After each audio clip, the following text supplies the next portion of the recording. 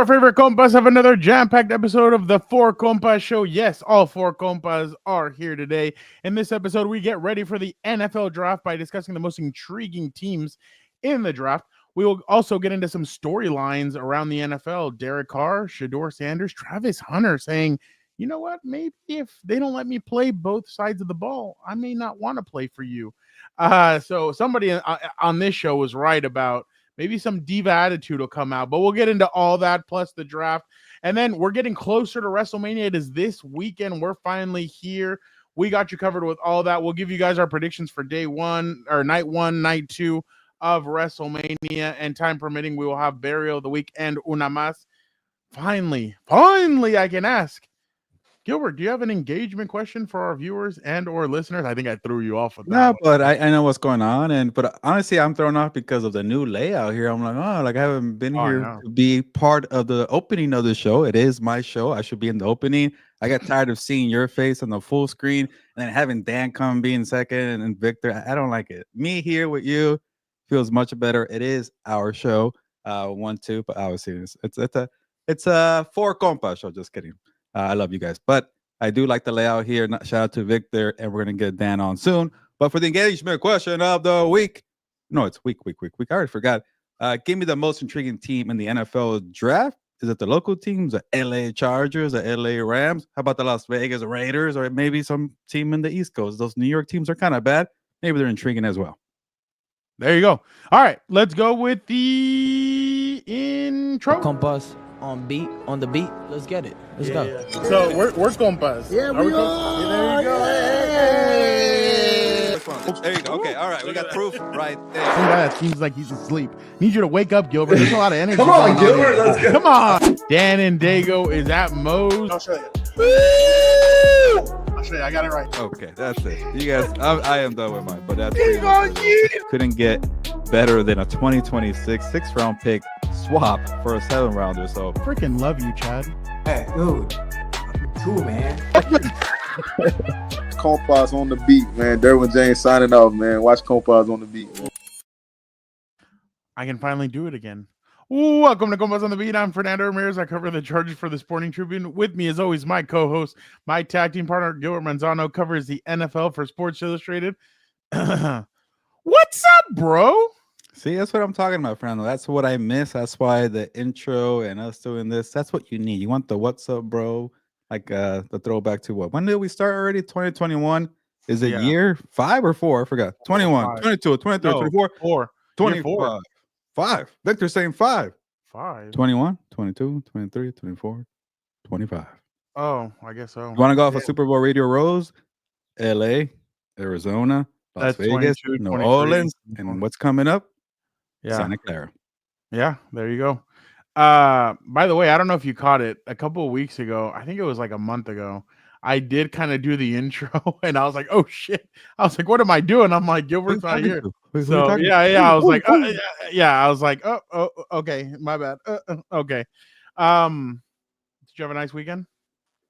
I can't even remember what I did, to be honest. It's By the way, that mustache is like, I think what's his name would be very excited right now about your mustache. What was his name? Quarterbacks coach of the Chargers. Oh, Pep Hamilton. Pep Hamilton. Yeah. I don't know. I feel like I like to trim my mustache when I get a haircut, and I haven't gone to get a haircut in over a month. So this is what happens after a month of having no haircut.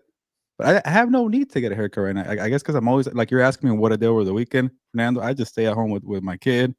Watch TV with Caroline. That's about it. And I love it. I enjoy it. I don't know what I do on the weekends. I forgot. What do you do on the weekends? Did you like weigh yourself before you had the kid or no? I like your random questions because they are spot on. They are super spot on questions. No, I don't want to look at it, Fernando. I really do not want to look at it. But I think about it because there's a scale in the bathroom, and I always look at it. I'm like, not today, Satan. I'm not gonna find out, because if I find out, I'm gonna feel bad about myself. And I'll say this: I think I finally got back to the 200s, and it's been a long time. And I was pretty good. I got away from that for a long time. But I might be in the 200. Look at that. That's pretty big for me. Yeah, I know. I bet. So yesterday I was at the gym. I don't even think I told Dan this one. I was at the gym and I was like moving like a 30-inch vertical box. 30 inch? No, 30 inches is a lot, right? You want to show out what you're doing at the gym. That's why you're asking me. No. But like, now I feel like crap again. 30's a lot, isn't it? Yeah. No. Yeah. Just doing the freaking exercise is a lot. Well, no, but I can't remember if it. I did the 24 side or the 30. It had to have been the 24. 30's like a lot. I don't know if I don't know. This is a humble brag. One of the guys was like, can you jump that? And I was like, no, I can't jump. And then my trainer's like, no, do it. So like I did it. I actually jumped on top of it. I was like, oh wow. I'm like, I thought I was gonna fall flat on my face. He's like, can I record? And I was like, no. I was like, if I fall flat on my face. You've been working out pretty consistently for the past year. Yeah, I've been trying to. My body feels different. I mean, losing the man tits, going to the pecs, like that feels great. I can make him dance. Like I have a John Cena shirt, and I tell Dan, look, John Cena can dance, and then he just he starts giving me. It's like when he does the shuffle, right, or the knuckle. Exactly. Shuffle. Yeah, exactly. Five knuckle Yeah. shuffle. Yeah, exactly. We are a John Cena household here, so we're excited for WrestleMania, Easter and WrestleMania. The Lord was ascended into heaven. John Cena will ascend to his 17th championship. So it's not Wednesday, right? You got to get that. Ash Wednesday. That was a long time ago. What? Oh my God! Oh, it's not during the week of when Jesus Christ. That's what starts. Came out starts the tomb. Lent. Yes. That's what starts Lent. That is when Jesus. Oh wait, then I'm thinking like Palm Sunday, Jesus some crap went like that. into the desert for 40 days and 40 nights. Then what the hell is Palm Sunday? Palm Sunday is essentially when Jesus went and when he got killed. Yeah, well, no, the Last Supper and all that. So yeah, so essentially when he got backstabbed, it's week leading into that. Yeah, essentially. So I know the story. And do I get a thumbs up? Yeah. See, what does Heelberto get? I always get outed on the show when it comes to religion. So I'm proud of myself. I'm learning a lot. I'm just saying. You should know you're freaking a devoted Catholic, apparently. Oh, but Dan's the one that went to school for it, not me. So yeah, but Good Friday's in a couple of days. Thank you, Jesse. Exactly. So That's what I was thinking about, Jesse. There was something that happens the week Thursday, Good Friday, and Easter's. Yeah. Okay, so you don't go back to the church to get the Ash Wednesday is what starts Lent. But it'll be pretty cool if you have the cross here. We did. No, but like for the week of, it was like game day. No. You know how you had the things here for the helmets? I'm just talking out of my ass. We had it like we had to do a what's up bolts, and Dan and I both had ashes, and everybody kept on saying, "Hey, you guys have dirt on your foreheads," and we're like, "No, like it's Lent." You people are the dirty people if you don't have the cross. Don't forget that. Yeah, godless heathen. But yeah, exactly. Scoundrels. But don't worry, we go to mass for you on Friday. We prayed for you. We prayed for Vic. Pray for the people that don't go. Dan, if I ever go to church, I'll take the little pan they give you, the little white thing. I'll take it. Why not? Take it for me too. Lord, forgive Heelberto. He knows not. Like, hey, give me that. I'm hungry. When are you when are you not babysitting? When are you baptizing? Oh, okay. One, I was gonna say I'm not getting a babysitter to go to church. I'll tell you that right now. But that's a struggle that you've already been asked by. That is a number one question I'm getting from these Mexican older parents and tias and tios. By the way, I have a good father.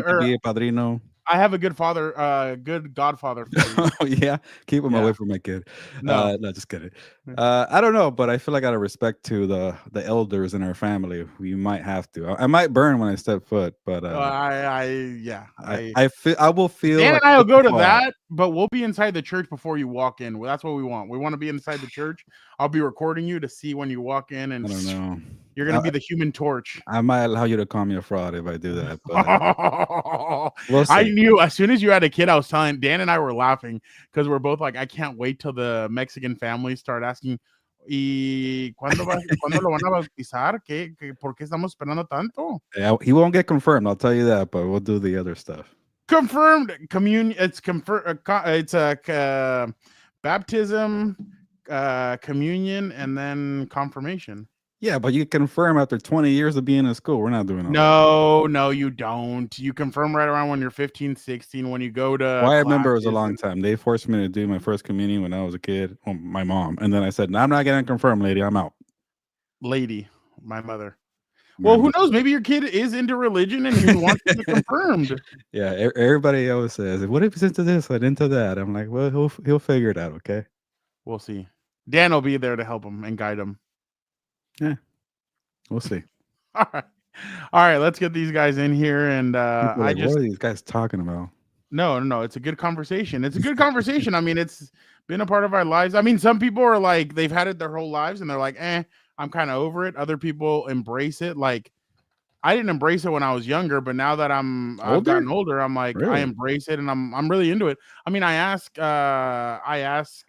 questions and I like learning, and I think it's really interesting to learn more about the faith. And now I'm not forced to go to church. I like going, and I feel great when I walk out. So I'm the opposite. I was forced as a kid, and I became a teenager. Well, no, we were forced too. We would go every single Sunday, and every Sunday I was like, well, there's football on. Well, if we go to early mass, you can be there for football in the afternoon.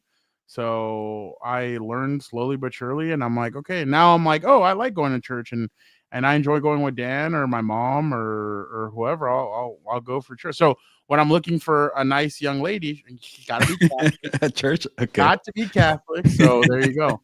Yeah, no, or I'll convert or whatever. Walk through that door. I may just import one.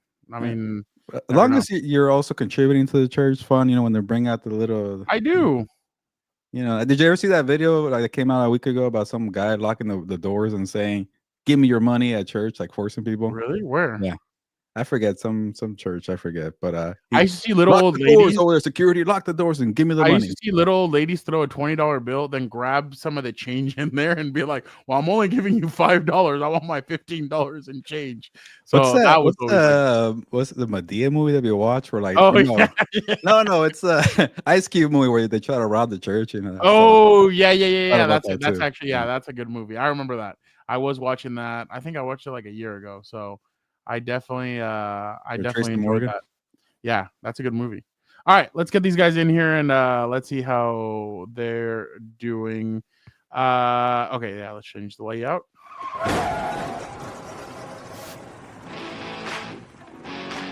Vic, how was your weekend? Doing good. By the way, it was the pastor wanted $40,000 and he closed down the church. He let people out. How the hell are you gonna get 40 grand like that? Like, even if you lock the doors, nobody has that type of cash. Yeah. Which is this? Some people do. Who's carrying $1 grand in their pocket? All right, here you go. Yeah. Christian. But yeah, it was a good weekend. I'm not trying to shit on anybody, by the way. It's fine. Actually been watching a lot of Ted Lasso. Yeah, I kind of now understand where they might go with the storyline for season 4. I think, kind of rewatching it. I'm almost done with season 3 again, and it feels like if it's gonna be somebody, because remember, Rebecca falls in love with that guy in the Netherlands, and he has a daughter. I think if they're gonna do the women's league, it's gonna be something to do with that, with the daughter there. So whose daughter?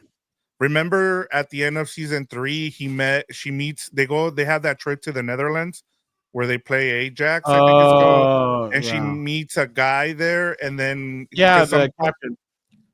The I think he's from the war or something, I forget, or he was a soldier, but yeah, he has a daughter. So my guess is, like, now that she's grown, she might either be a soccer player or something. So I just hate it because Ted Lasso didn't win shit. So it's like, why? Like, we're at the point now where he didn't win anything, but yet he's gonna go coach women, and he's not gonna win anything there either. Like, I want if they're gonna do this, then I want it this way. I want half of the screen time for the men's team and half of the screen time for the women's. If you're gonna do it like that, back and forth. I want to see what's his name coaching the men's, Roy Kent. Yeah. So that'd be interesting. Like, don't just give me the whole time. Like, I'm sorry, I'll say it. I don't care. The way it's gonna flop if it's just all women the whole time. Like, nobody's gonna want to. Okay. You give us half of the time the men, half of the time the women. People will watch that. Like, people want to see Jamie Tart, who probably isn't coming back. We got atheists in Texas on the show. People want to see that side of it. Nobody wants to see just the other side. Like, that's how you can just get it to completely flop. Wow. And no, and I have somebody that'll test to it, but we won't ask him because we need to keep it positive. We'll get in trouble. We'll get in trouble. Sorry. No, yeah, exactly. We're making him wait. I was about to say, you guys over here trying to throw me under the bus real quick. By the way, I did piss off my priest once. Speaking of religions, he treated us like children, so of course, naturally, we were going to act like it. Yeah. He had these warm-up questions, and it was like, what religion do you deem fake? And I raised my hand as a joke, and I said, every other religion besides Catholicism, Father. There's one true faith and one true God. Like, He started freaking out. No, he started freaking out. No, very bad, man. Very bad. And I was like, oh, okay, sorry. Well, this is no teacher. That's actually the right thing, but nobody says it. No. What are you talking about? We're some of the most tolerant people out there. I don't even know out of what here. There's no way. There's. I'm not. No way. There's multiple of them. Okay, I'll just keep it at that. There's multiple what? Well, I'm not gonna get in trouble, but it's up to you to make your decision. What are you gonna believe in, or who? Oh yeah, obviously. But I'm saying like Catholicism is tolerant, is what I'm saying. Like, I know, but I'm just saying there are not multiple of these people. No, there are at the school of these. What are you talking about? What are you guys talking about? We're talking about there's people there that are not just about religions. Yeah, I know. There's more religions than Catholicism. I'm not an idiot. Well, not under the Jesus Christ coaching tree. I'm talking about like a different coaching tree. Oh, you're talking about some of those fake religions? I don't believe in half of them. Oh, Scientology? Okay, are we getting into that? I am not going door to door and explaining that somebody is on their way. Starship. Yeah, no, I'm good. Oh, so that next you're going to tell me Tom Cruise's religion is real. No, hell no. But, aliens and I love how this just dove into that. I know we should change the title instead of Better GM Howie Roseman or Les Snead. What's the better faith? Most intriguing religions are Easter. I'm not gonna lie. At the school I work at, that's undisclosed and is in a undisclosed city. We have a class called Comparative Religions, and we take field trips. Oh, and it's really interesting to go see Hindu temples, mosques. Interesting. I try to get my buddy to reach out to Scientology. He's the most tolerant person that's the facts. That's the facts. I try to get my buddy to reach out to a Scientology temple, but I guess they were very quick. No. Mormons, same thing. They were like, no. And I was like, oh damn. We went to what is the Brock has some stories about that. That's kind of interesting. But Mormons? where is not Anderson, another Brock. No. We went to what's the Jewish temple called? Why can't I? The synagogue. Synagogue. That one was interesting. That one was pretty cool. Learning about all that stuff. So yeah, that's what I'm telling you. You're not going to Chargers next Thursday, are you? I thought it was April 21st, a Monday. Oh no. April 22nd. Are you going that Tuesday? I wanted to go to the first practice, but there you go. I'll pick you up. Is it Tuesday? I gotta check. I thought it was gonna be the 21st because I saw everybody else. 22nd. He's got to check his Palm Pilot. Tuesday. Eric and I are driving up. All right. I most likely yes. I wanted to go to the first one. But yes. There you go. That'll be fun. It's gonna be they haven't sent the email out, but it's gonna be basically exactly who everybody kind of wants. The guard from the guard. So wait, what? Mekhi Becton.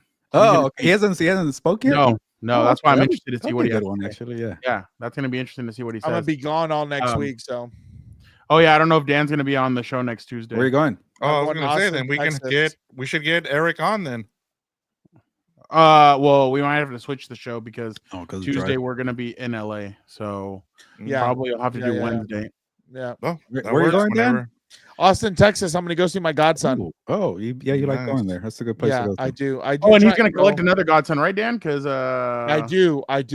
Well, that one, my friend screwed me, but I'm still going to. No. I'm talking about Julian. Oh, that's right. I can't. Hey, you know what? Honestly, you should bring him down here. Get him baptized at the school, dude. The priest is awesome. At the school? Yeah. You know what you should say? You know what you should say? You guys the reason why Dan's going to be the godfather, when he practices the religion. So exactly. You already know. You got the I'm a great role model. You don't want either family to fight because you didn't choose one of them. Exactly. There's no fight. Yeah. There's no fight. And you got the hookup. Yeah, exactly. I like you're very inclusive of other religions. I like that. You see, you talking about it. Why do you say it with a smile, though? I know he jokes about it, but it's true. Like that's what you don't get. Shocked. I thought it was your way or the highway. I like that you're. It's funny. A lot of people get that inkling from me. I don't know why. Like it's crazy. Like a lot of people don't believe me when I say the type of friends I had in college. No one believes me, and I'm like, what's going on? I'm not going to get into it because I'm not trying to go down that rabbit hole, but the type of friends I had in college, no one believes me. And I'm like, dude, I'm not like closed-minded. I'm not an idiot. If I'm closed-minded, I'm an idiot. Like, what's the point? Yeah, no. But anyway, we have a chapel on campus, dude. It's been there since 1922. Our campus is 100 years old. Been around since World War I, apparently. Since what? World War I was. Did he say World War I? Yeah. Are you kidding me, dude? All right, when was that one? Are you kidding me? I knew it was going to piss you off. That's 1914. Crazy. Close enough. Oh, that Both. hurts me. You're attacking my faith. Our Now show you- is you don't turning know into history. Joe Rogan. I love the World doctor. War II. The doctor had a good episode the past a few days ago. I love Here, Vic, telling take people. this off real quick. I All love right. telling people I listen to Dr. See, Joe this Rogan. is here we go. Like this is some this is what my mom would say. First thing that you want out of a student athlete at Notre Dame, he wasn't Catholic, which I don't love, but he's a sweet kid and he really got misrepresented in that. I still feel bad for mankind. Did you write him a letter? Oh, no, that shit came out? Once again, I couldn't write him a letter because he's not Catholic. If he was Catholic, I would have, but he's Mormon, and I don't know about his religion as much as I do about the Catholic religion, touchdown Jesus, all that kind of stuff. I love that. Why does Boston, what's his name? Boston Connor? He's so looks straight like- faced. Yeah, he looked Yeah. like he's pissed or something. I'm I like, don't know. Like he just Crazy. like, and I asked him about it, and he's like, "Yeah, I'm just dead faced." I'm like, "Wow." I'm like, I'd be busting up laughing. Oh, like, it's I don't know. that's how. probably one of my favorite clips of all time from that show. It's hilarious. Robert, what's up, all my right, guy? let us get started. We kind of went off the rails right there. Yeah. I know uh, Roberto trying to take us on a The theology tour Dolphins over here. announced at like That 4 in the thought, morning. The Dolphins are now, or Chris Greer at 4 in the morning our time, because wow. I got up to go take a piss and I saw the alert. Okay. Thanks for that. if people don't know, Fernand's like 80 years old, dude. Shut up, idiot! I drink a lot of water. Wakes up. He gets thirsty at night, but then he drinks water, and then it makes him take a piss. Jalen Ramsey is on the trade block. He has Never-ending 25 million cycle. guaranteed, and that they're exploring trades for him. One, I don't know if anybody's going to take him at that salary unless you're like No, the Patriots thanks. who have a bunch of money. But two, what do you think of it? And one, what do you think of it? Two, what do you think is a good fit for Jalen Ramsey, Gilbert? I know everybody wants to see the connection to Derwin James and the Chargers, but you know, I do like that Harbaugh and Ortiz kind of go off of their own philosophy. They have their plan. They don't force anything. But I do know that they like to, you know, keep an open ear to their best players, like Herbert getting Mike Williams or Herbert getting, you know, Coach Shane Day back. But maybe Derwin James is saying, you know what, I'm your best player defensively. Give me Jalen Ramsey. But No, you can't thank you. Yeah, you can't force it either. You don't want to give a bad pick or get a bad contract and need some of the money. He's an older player. We know in the NFL, once you get, you know, on the wrong side of 30, you're not the same player. He wasn't really the same player last year. He got beat a lot. I know the year before he was better with Vic Fangio. Like, again, I don't get what Miami was thinking, saying, Vic, you're too tough. We don't want to be coached by you. Then he goes to Philadelphia and that's the best secondary in the league. That was probably the worst mistake Miami could have done there. You know, not just Jalen Ramsey, everybody fell off there. But yes, he's older, bad contract. I don't know. I think a team like Baltimore likes to bet on these older players sometimes, could be a fit there. But I feel like Harbaugh and Ortiz have patience. They don't really like to force moves here. Look, did anybody have a worse offseason last year than the Dolphins? You extend Tua, you give Mike McDaniel a contract extension, and you give Jalen Ramsey a contract extension before the season started. The only way I could see the Chargers doing this is if they trade for him, they'd have to tell him, hey, we're moving you to safety. We're moving Derwin more as like a linebacker kind of role. And you and Elijah Molden will be back there. Derwin's kind of the roaming, like he'll go in the slot. He'll go wherever we need him, basically cover tight ends. But I think Jalen needs to pull a Charles Woodson and move to safety now. Like you're at that age now where corner's not your best position. Your best position is to move back, be a safety now. And I bet you if he goes to safety, he'll probably become, I don't know if all pro, but maybe a Pro Bowler, go back to that kind of style. And I mean the real Pro Bowl where like it's actually like, hey, you deserve First to be there, alternate. not just because of your name or whatever. But I mean, again, if the Charge did it, it would have to be you move to safety. We don't need you at corner.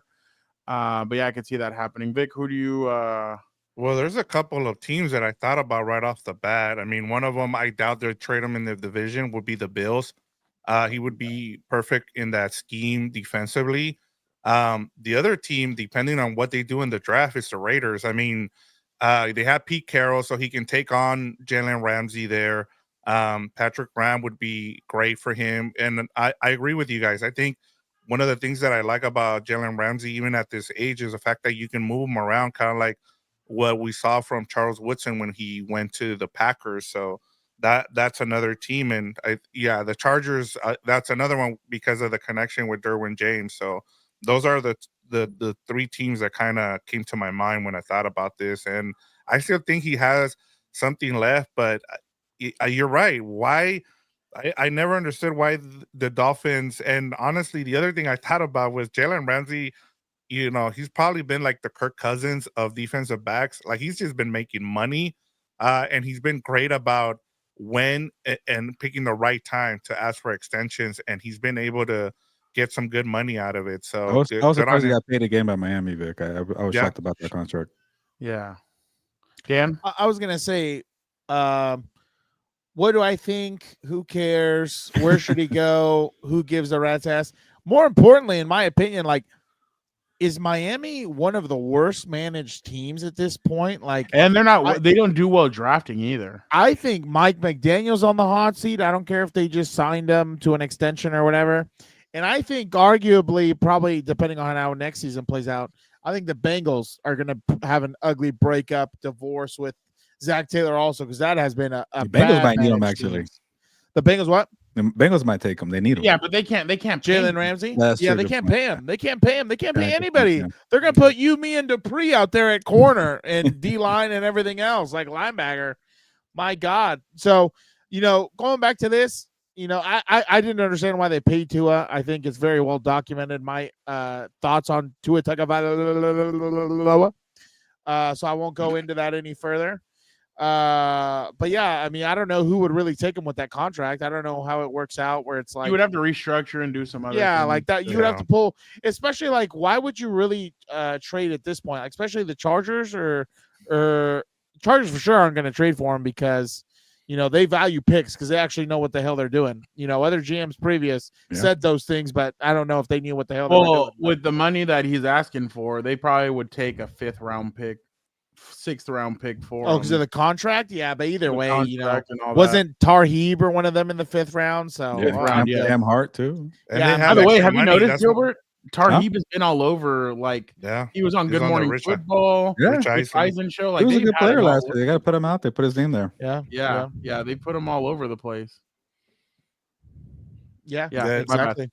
I was just gonna add, and also like the Chargers, the Raiders, they have money under the salary cap to be able to. I just saw, I think Christian Wilkinson got some of that money pushed back, so they have extra money too, the Raiders. So and the Chargers haven't gone out and spent a lot of money, so they have money to be able to. So like you can get him for like a late round pick, like maybe a 5th or a 6th round pick. It's not going to cost you that much. If you're any of those two teams. How about maybe a former coordinator like the Atlanta Falcons, Raheem Morris, or maybe Brandon Staley, New Orleans Saints? You know who also? I don't think they have the money to eat it, but this seems like an Eagles kind of like move where they get him, they make him restructure. That would probably be the best move on a discount, but I doubt he'd get the discount. But he goes to safety. He already has. Seemed pretty set though. That second. He already has. You're gonna send him to Vic Fangio again? Oh yeah. Oh, that's true. But I was gonna tell you, I don't think he wasn't one of the ones complaining, was he? Oh, he was. Okay, my bad. Yeah, I'm sure he was, dude. But I was gonna say, New Orleans isn't a bad one. The only thing is New Orleans is broke. Yeah, I was about to say New Orleans Saints shouldn't trade for anybody. They need all the draft picks. These old guys. They're in a full rebuild. Like, what are we talking about? They don't know it. They don't admit. They don't know how to admit to it. They need to go rebuild ever. They need to, because I know. Why do you think you've had these half-ass type of rebuilds? I've been saying they're for 9-8 man. divisional, and then they get out. Like, as soon as they got rid of Drew Brees, that should have been their that should have been their signal. Hey, it's 2025. Yeah, it's time to rebuild. You guys are so it. good that takes us to our segue there. So keep going. Sorry. Oh, wow. So no, you're good. Derek Carr, it is rumored that he's going to be out for the season with a shoulder injury. The news dropped last week. But then Diana Rossini of The Athletic went on her podcast, Scoop City, and said that she believes... That's the name? Yeah, I don't want to say it. Yeah. Okay. She said she believes that Derek Carr is lying about the injury, and he's just trying to get out of New Orleans. Doesn't want to be a bridge quarterback. Yeah. That's saucy. But who would start him? Like, what team would start him? Some team was stupid enough to trade for him. Unless it's a team that, like, hey, we want, like, because I think New Orleans, I don't know why you would go for a quarterback. Just flop this year and go get Arch Manning. Like you have pieces, you have a lot of young. Oh, that would be hilarious. The story comes like 9th overall. I would go Ty Warren. Why are they selecting Ty Warren? So we can get the weapons ready for our quarterback when he comes here next offseason. Yeah, Arch. Like that would be that's not a bad idea. I like that right there. Yeah, I don't again like I don't think about the future though. Mickey Loomis is not. No, because Mickey Loomis, like he's been there forever. He's I have some stories for right you guys. Man. I have some stories for you guys. So he's been there 23 years because I was doing some research because we were going to talk about it during the most intriguing thing in the NFL draft when Gilbert's team was coming up, which is the Saints. But he's been there 23 years. One of the things I found out about him was that he was a GM for the Pelicans for 6 years, guys. I do remember. Oh that. Didn't they like own them? They own both sides, right? Yeah. And so he was the GM for the Pelicans for about 6 years there in the mid 2000s. And the other thing, remember the whole Bounty Gate thing? He was suspended 8 games. The other thing that came out of it too was the fact that he there was a not a rumor, but there was he was accused of using an audio thing to be able to listen to things. I do remember that. In the early 2000s as well. But I don't know how he survived 2 ownerships, both the husband and now the wife. So I don't know what he's done, but he's been able to survive, and he just refuses to rebuild. So that was the other thing too for the Saints, for Mickey Loomis. If you're Derek Carr, like, why are you acting like you're some superstar? Like, oh, let me lie and get out of here because somebody else wants me. Like, I don't even want to hear his name anymore. After he said the whole stupid thing of, I'm a Raider for life. If I'm not going to play for the Raiders, I'm not going to play for anybody. Of course, when push comes to shove, all right, I'll see you later. I'm going to New Orleans. I'm going to become a Even that one was a messy. What a joke. I just don't know where does he think he's going to go and not be a bridge quarterback? Kirk Cousins might have more appeal than him. Yeah, 100%. I'm telling you, a team may get him just so that they can completely flop and get the number 1 overall pick or get a top 3 pick to try and get one of these quarterbacks next year. So but the problem is, again, it circles back to what Dan and Daygo pounds the table about not panicking at the quarterback position and paying half of these do-nothings a crap ton of money to now where you're stuck in a shitty situation. Because now this is like, if you want to look at it too, if what Rossini is saying is true, this is bad PR for the New Orleans Saints right there. You know, I'm sure players talk about what it's like playing in certain buildings. So this is just a bad look for everybody. And again, it's like, I don't understand where they're thinking they're, NFC championship material. They haven't been NFC championship material since, 2013 or since I was in like high school. Like, what are we talking about? It's supposedly, I was reading that the Saints were like picking up a bunch of guaranteed money with Derek Carr, so they could have easily got out of his contract. I think he has $80 million next year. Yes, I don't know what the hell they were doing. Like, $80 million. You're telling more. Why were you agreeing to that? But like you mentioned, Victor, I think it's the Mickey Loomis show. So that's on them too. Like this, you wouldn't let him go. Like if he wants out, let him out. He's not good. Like you got to move on. Then you pick up a bunch of money. It's gonna really hurt your trade demand too as well. I thought they were going to do what the Raiders did and what the Broncos did with Russell Wilson, where they just, sat him and, they got rid of him at the end of the season. But it's just been a terror. Now you're dealing. This is why these teams like the Raiders and the Broncos both decided, hey, we're just going to sit you, because then at that point you can't say that you're injured. And now he's injured and he can just collect $80 million that he still has left on that contract. That was American dream right there. Getting paid a crap ton of money to do nothing. Crazy. He's outperforming all these OnlyFans and the Boom guys and all these other people, dude. Yeah, it's I just don't get how we let this happen, especially with. Well, in all honesty, now it's coming back to roost, and we talked about this all like off season with the coaching search, where it's like, Kellen Moore, you didn't get to pick your GM. You're coming into the situation, you know that was happening, because like that's another issue that I would have if I was the head coach of that team. Like if this guy really is not understanding, hey, we need to rebuild, we need to kind of build from the ground up. that's going to impact his ability to do his job, which again, why these people pick GMs over coaches, I have no idea half of the time because, obviously there's exceptions to the rule, but some of the times I'm just like, my God, dude, like this guy, like, doesn't understand maybe what it takes. Because, like, obviously you have Sean Payton, you have a lot of those guys, they're going to make some bad ones look good or whatever. They're going to coach them up. But, like, not every guy's like that. And people need to fit schemes and everything else. So, attitudes in the building and everything else. So I don't know if you guys heard, but Brian Windhorst talked about why he's like, I don't know this for sure, but this is why I think Mike Malone was fired and the GM was fired also. They both got fired? They both got fired? Oh, that's crazy. No. Mike Malone is the Nuggets. No, I know. I'm saying, yeah. I thought it was him and the GM. Him and the GM both got fired 4 Okay. games before the season ended. Yeah. But the reason why they did it is because they're like, ownership was done with them. The Cronkies were done with them. And what if they went on a hot run and made it all the way to the finals and lost? And they're like, well, shit, now we have to keep both of them because we did such a good job and we went to the finals. So like, we'll just shit can them now and not have to deal with them moving forward. So that's kind crazy, of a rough spot. But one more thing I think about it. There's a reason why Mike McCarthy, when he didn't get the Bears job, said, you know what, Saints, no thanks, because he doesn't want to go to that mess. Yeah, exactly. Vic, can you take this off, please? Yes, I got you. I think the Bears are going to be a mess too. You already saw this dude look like he was on meth and aged out. Dan, what do you make of this story? That's hilarious to me. Colorado will be retiring Shedeur Sanders and Travis Hunter's jersey a little soon, no? On Saturday, April 19th at Folsom Field. It's a joke. I don't know if you saw the comment. There was a comment that quote tweeted this. They're like, what did they do?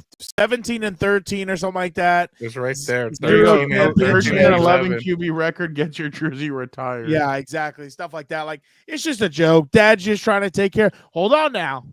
Shiloh retirement. Don't forget about where's Shiloh. 21? We're gonna retire Shiloh's jersey too. Look at this right here. Why Shiloh's 540. number not being retired? Yeah, exactly. But it's just a joke. Like, what are even like in honesty? Is this gonna be Deion's 5th year? No, this is third year. Third, right? Yeah. Oh, it's third. Okay. Like around here. What was that? Hold on. Go back up. It says 1-7 against ranked opponents. They never made the playoffs. Peaked at number 16 in the rankings, and their only bowl appearance was a lopsided loss. There's like 20 teams in the college playoffs now. Come on. That's why I'm saying, like, if he's not starting to actually produce on the field after this year, like, that's going to be I'm telling you, I believe that wherever Shedeur goes, if they lose this season and the coach gets fired, somebody's going to call Deion and be like, hey, but like, really, if you're Deion, like, let's just look at this in the long game. The Cowboys at 12 really intrigue me. If you're Deion, though, you're going to be able to retire from Colorado. You're going to be able to do whatever you want with the amount of money this guy's bringing in. Obviously, he has to make improvements to keep interest and everything else, but but he can go to Dallas. He'll get shit canned. He'll go to Dallas, and I bet you he'd last 5 years. He'll get shit canned, dude. Like, I'm telling you, in the Jerry NFL, will probably die before he shit canned. Who knows? If Jerry dies before, then they'll fire him before. Yeah, so he's gonna try and keep him on a respirator. But like, honestly, it's a different beast, man. It's a different beast, different expectations. Like, I think the bar is so low at Colorado because they've been so bad that they'll just take the money that he's generating over wins and losses and everything else. But you put him in Dallas where the microscope's on him, especially, I'm only talking about things you hear through the grapevine. Who knows how he runs his teams? I mean, it looks great on social media and everything else, and the all-in I'm a fan of, but you hear little rumors here and there about what happens and why people left and things of that nature. So it's like, I don't think that would work well in the NFL and everything else. So I think it's a bad idea if you'll try and go to the NFL. You know, that's the only reason why Dan's watching the draft. He wants to see where Shedeur and Travis. Oh, I always watch the first round. That's all I ever watch. I watch the first round. He wants to know where Shiloh, Shedeur, Travis. He's watching all weekend for Shiloh then. I don't have to because he's going to go undrafted, so I'll be fine. I'll let Twitter let me know. All right, watch this, Gilbert. Dan, what if the Chargers sign Shiloh as an undrafted free agent? Oh, we're not serious. We're not trying to win anything. It's over. It's over. It's over. I don't even care. It doesn't matter at this point. I'll start drinking. I can see Dad like burning all his jerseys. He's like, I'm done with this franchise. I'd be pissed. The move didn't do it. Losing didn't do it. Signing a bum, and there's been plenty of bums in the past. I'll tell you that. There. Who's your least favorite draft pick of the Tom Telesco era, Dan? Jerry Tillery's up there. Okay. He had a good season with the Vikings. Sorry, but yeah. Dude, you bring 8 guys. Of course, he's gonna get a few stats. Like, what are we even talking about? What? Who else? Obviously, no offense to anybody. I keep hearing how he's a great man and example. Blah blah blah blah. I'm not a big QJ guy either. He's pissing me off. But he made improvements. He made improvements, and I respect 700 yards, Dan. 8 I respect that, but I'm not happy at the same time. Yeah, he went off against the Raiders, though, man. Not enough. Body catcher. Well, the problem for Dan was as soon as he got the 198 yards, like, watch, next week in the playoff, he's not going to get any catches. And he went 0. He went catchless in that playoff. I'm trying to think of who else would have been a first rounder. Obviously, the son of Odin. Finally, dead clock hits twice a day. What's his name? No, I mean, that's not his fault. We saw in the video how bad. No. But what's his name? Oh, the Johnson, the guard. So far, Zion. Not very. Zion, yeah, Zion. 1 year of Harbaugh, you've liked the draft picks, huh, Dan? Not cutting it. Yeah. You got 4 starters who were actually productive, not starters because holy shit, we don't have anybody else. We got to throw somebody out there. But so yeah. Those are a few. I'll have to look back. There you go. I'm sure there's a lot of winners. All right. Let us go with who is the most intriguing team in the NFL draft. Dan, why don't you start us off? The what most intriguing team in the NFL draft? You chose the Chargers. I will. Oh yeah, I will go with the Chargers. Round 1. Let's see what we're gonna do. I know everybody's pissing their pants about receiver and everything else, but I still have a feeling it being so. What's it called? It being so D-tackle heavy and everything else. I wouldn't be surprised if we get a D-tackle in the first round. I wouldn't be surprised if we get, who else was good that was in there. 22nd pick in the NFL draft. The Los Angeles Chargers select Shedeur Sanders, quarterback, Colorado. Right. We're not serious at that point. Shut the whole thing down. No, honestly, I am interested. Shiloh Sanders. As stupid as this sounds, I'm interested to see where those nincompoops go. Him, Travis, that's about it. Everything else, I'm kind of like, you know me, I'm not. I already told you I don't have to watch the draft to know where he's going. I'm gonna touch my crystal ball and boom, I know what's going. Dude, but with the Chargers, that's gonna be an epic. That's not gonna be good. I'm not like I said, I'm not a huge draft guy. It is what it is. I usually watch it on mute while I'm doing something. Can we get Shiloh on the show? No thanks. Dan, this is gonna be Dan and Daygo and Shiloh. Thanks. No thanks. Yeah, so most intriguing team, Chargers, because that's the one I'm interested in. Everyone else I don't really care for. I can't have them mess up this pick. So do you guys think the Bengals are just gonna go completely defense? They whole have draft? to. Yeah, I think they have to. Yeah. I can make the picks for them. Well, an offensive line. That's how you fill out the team cheaply, right there. Vic, I like yours. Go ahead. I'm gonna go with the 3-time defending offseason champs, the Chicago Bears.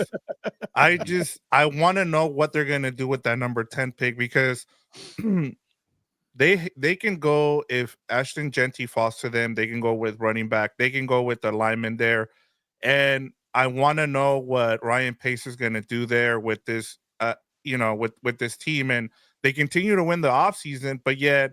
They're going to be a sexy pick to make the playoffs. I'm not going to fall for it this offseason. I want to see what else they do the rest of this offseason. But so far, they're once again winning the offseason, and it hasn't turned into anything. You know what? Maturity would be Ryan Poles going with that 10th pick and going offensive line. Yes. Keep going line. Yeah.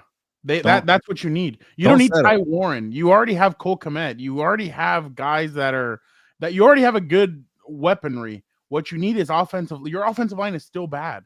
They're still missing. Not believe. Make the first 2 picks O-line. Just keep getting more cracks. Your tackles are bad. Your center's not very good. Your right guard, Jonah Jackson, is not very good either. That left guard is the only thing that's good, and it's because it's Joe Tooney. We don't know if he's going to fit into your system, though. Robert. But the rest of it is just bad. Like, oh, my God. And they have two second-round picks from the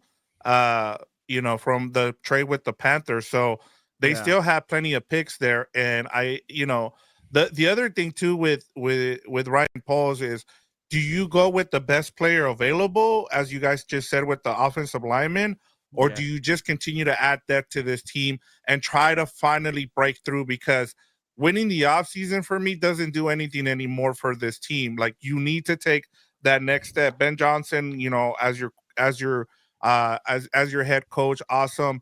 But is that defense going to take a step back now that you don't have your head coach, who was the main staple for that defense? We saw what happens when you get rid of a defensive guy, and the team kind of goes to shit because of it. So to me, this is why they're so intriguing. Like, you saw what happened last year. Harbaugh had the chance. Hey, Malik Neighbors or Joe Alt, and he's like, you know what? That offensive line is horrendous. I need to start working on that. And that's what Chicago needs to do. They need to work on that offensive line to get it. Because I still believe that Caleb will get manhandled next year. If the offensive line that right now is their offensive line, they're gonna trot it out there week one. They're gonna any good defensive line is just gonna demolish it. Like, especially the problem is he wants to hold on to the ball too long. He's thinking he's playing Appalachia State and middle of nowhere university and all this other stuff. Like, Sisterhood of the Trampoline Pants University. Yeah, exactly. Wiener Schnitzel U. Gilbert, who do you have? Since we talked a lot about the New Orleans Saints, I'm gonna take the one that you had on the rundown, Victor, because I think the New York Giants are intriguing because of the whole workout. But okay. Oh, really? I said Vic on the rundown. Okay, if you're just gonna do it, I'll go a different team. No, go ahead. Go. I have another one. One. All right, then. We're all gonna just change teams here. But because of the workout, Shedeur Sanders, people I hate the reports this time of year because everybody's bored. Like, Shedeur is gonna fall out of the top 20. Or he won't be a top 3 pick, and now he's getting a workout with the New York Giants. I think that tells me something. There's something going on there where they're saying, you know what, we like this guy, and then the other side is saying we don't really care for him. Well, you know what, bring him in. Let's try to figure it out here. And it'll be pretty funny that everybody spent the whole offseason saying how terrible this draft class is, but the top 2 out of the top 3 pick are going to be quarterbacks here. So Sanders and Cam Ward. But we'll see what the Giants do. And imagine having Shedeur Sanders, Jameis Winston, and Russell Wilson in the same quarterback room. Oh, and Tommy DeVito too. Maybe do Hard Knocks again, New York Giants there. But also, do you pass an Abdul Carter to get Shedeur Sanders? That was going to be my. That's tough. Yeah. But also too, like, if you already have Brian Burns and Kayvon Thibodeau and Dexter Lawrence, you keep loading up. I would actually, because the Eagles just won a Super Bowl doing that. But it's very intriguing because they probably want Travis Hunter. Do the Browns take Travis Hunter number 2? I think they probably will. But maybe they kind of panic and said, you know what, we wanted Hunter. Let's take the other guy and Shedeur Sanders and see what happens. I was going to go with the Giants, but now I'm going to go with the team that you just said, the Cleveland Browns. Like, what are you doing? Like, I'm telling you, it has to cross Cleveland's mind. If we have Abdul Carter on one side and we have Myles Garrett on the other, your pass rush is just epic, right? Like, you're going to decimate teams and beat the crap out of them. But then at the same time, you're like, well, could we use Travis Hunter? Now, I think it's interesting that Travis just came out and said that he wants to play both sides, that if a team stops him from playing both sides, he doesn't want to play for them. Well, Cleveland has a bunch of corners. So my question is, well, where are they going to plug him in if they have a bunch of corners? So there's the one question. So I wonder if he's like, hey, I don't want to go to Cleveland, and this is the way of me saying it. Like, I don't want to play for you. Huh? Maybe they'll trade one. Well, yeah, but and that's where I think the Chargers would take advantage for a rookie. No, they Fernando said they have a bunch. Like, why not trade? Yeah, they have Greg Newsome. They're number 3 guy. Newsome hasn't done anything. Like, get him out of here. Newsome got a lot of money too. This is the thing I hate about the draft, though. Like, I'm supposed to change my whole defense personnel because a rookie wants to play both sides. Are you? And I don't think he's going to be able to last doing that. I think it's going to be. I think he's going to play one side, and then in packages, he's going to play the other side. A rookie, you have no idea what he's capable of. Like I don't know. Let's be honest. Old fashioned. We just saw right now he played 8 ranked opponents, and they were all pretty low ranking opponents. Like, they were the 25th team, 17, stuff like that. You didn't play in Alabama and go both sides. Could you have? Alabama's not what it used to be, but like, you didn't play like one of those tough teams like a Michigan or one of these other teams and go both ways and tell me if you can play both ways against them. Like, here, like, what if you have to play the Eagles both ways and then the next week you have to play the I don't know, the Chiefs both ways. Like that's gonna be tough. That's gonna be rough on your body, and that's how you get hurt. Yeah, that's how you get 17 hurt. games too. It's not whatever 13. Yeah. So it's gonna be rough on the body to do it. And then he missed 2 games this year because of the or was that last year? The Stanford when he got it was a year before. That was a year ago. Okay, so but the weird thing too, Fernando, I feel like it's so split. Nobody can decide what's he better at, cornerback or wide receiver. And that to me is a little bit of a red flag. Like you can't decide which one you're better at. Corner. Like I remember when I asked Eric, and he said, like you can there's a reason why they're putting him as a corner, because they want to make sure that he gets paid less when he does his contract. And the other thing I was going to point out too, player. Yeah. So if I'm his agent, I make sure that he says that he's a receiver. But the other thing too that I kind of like, if it is the Browns, is you then playing Sunday to Thursday. Yep, and that's also a good point by Alex there too. Alex, right? Yeah. The other thing I was going to point out is them having more corners makes it easier for him to play both ways, because you don't have to play him full time at corner. You can give him some plays and play him full time as a receiver, rather than if you don't have good receivers and you don't have good corners, then you have to play him full time. Well, that's why the dream scenario for him right now, if I was him, would be the Patriots. With the Patriots, they have Christian. They need all the help, but they have Carlton Davis also, so you don't need essentially to play. I mean, I guess he'll be the number 1 wide receiver though right away. Huh? Yeah, I know Cleveland, but who's the quarterback? Why would I want to go to Cleveland? There's no quarterback there. I don't get any of that. I would rather go. It's gonna be Kirk Cousins. There's too much noise. But I wouldn't want to play with Kirk. Like I'd rather play with Drake May, an up and coming kid. His arm's gonna fall off in November. Yeah, exactly. So I mean, we saw exactly what happened there. Well, you probably heard the masseuses are great in Cleveland, and maybe he's like, all right, I'll head up there. That's Houston. By the way, we have Dan's favorite segment. What did Heelberto write this week? Are you excited, Dan? I love that segment. NFL draft dream scenarios for all 32 teams. Let's put it up on the jumbo. Let's put it up, Vic. I like my Chargers one though. I really do like it. Okay. Oh, Dan, are you excited? You want me to take this away? Yeah. So I can see. All right. So let's start with the Arizona Cardinals. His Cardinals. You put your Cardinals? He put Abdul Carter and Sanders selection after Kyler Murray trade. Get him out of here. Let's get That's funny. Murray hasn't exactly been an ideal fit for Jonathan Gannon, an offensive coordinator, Drew Petzing. There might be coaching differences after Murray said he would like to run more in 2025. Your quarterback. Try something and trade up. Oh, so they would trade up from 16 to 3. They get Murray, or they send Murray to New York. Kyler Murray for the number 3 pick. Why not? And they get Carter. Wow. And they have Carter and Josh Sweat. That's actually Gilbert. You actually did go. That is pretty good. The number 16 for Sanders. Number 3 for Carter. Do they have 2 first-round picks or what? No, if they trade Kyler Murray, they'll gain 1. Oh, okay. All right. Atlanta Falcons. Jalen Walker falls to 15. Kirk Cousins Nets draft pick. That's a good one. That's kind of whack, but yeah. All right, next one. Baltimore Ravens. Ted McMillan becomes Lamar Jackson's new weapon. It doesn't matter. He won't get him the ball. So what does it matter what weapon you draft for him? Just lob it. Throw it up. Buffalo Bills. Oh, wow. James Cook trade turns into Keyshawn Judkins day 2 pick. Yeah. My bad. Vic, you get a running back from Ohio State and a day 2 pick. Oh, wow. Vic, did you have something? No, I was gonna say no. This is a good one. Go ahead with the Bills. No, I was gonna add. It says Jorge is like just skip to the Bolts. No,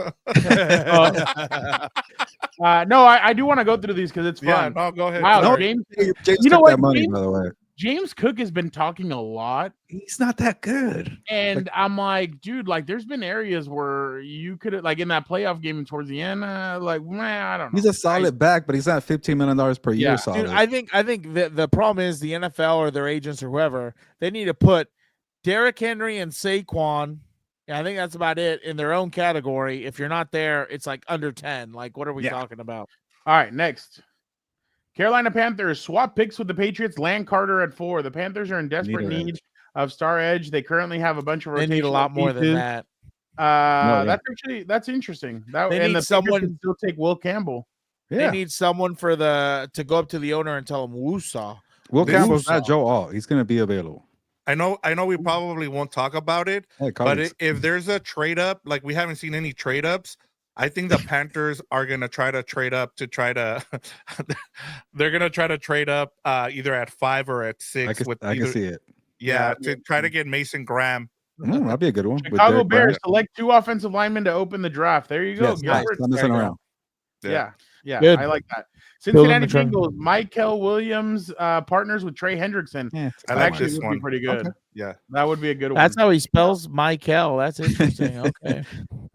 Cleveland Browns trade back into the first round to reunite Hunter with Sanders. Wow, I like this one. That's hilarious. I think that one's gonna happen. That'd be awesome.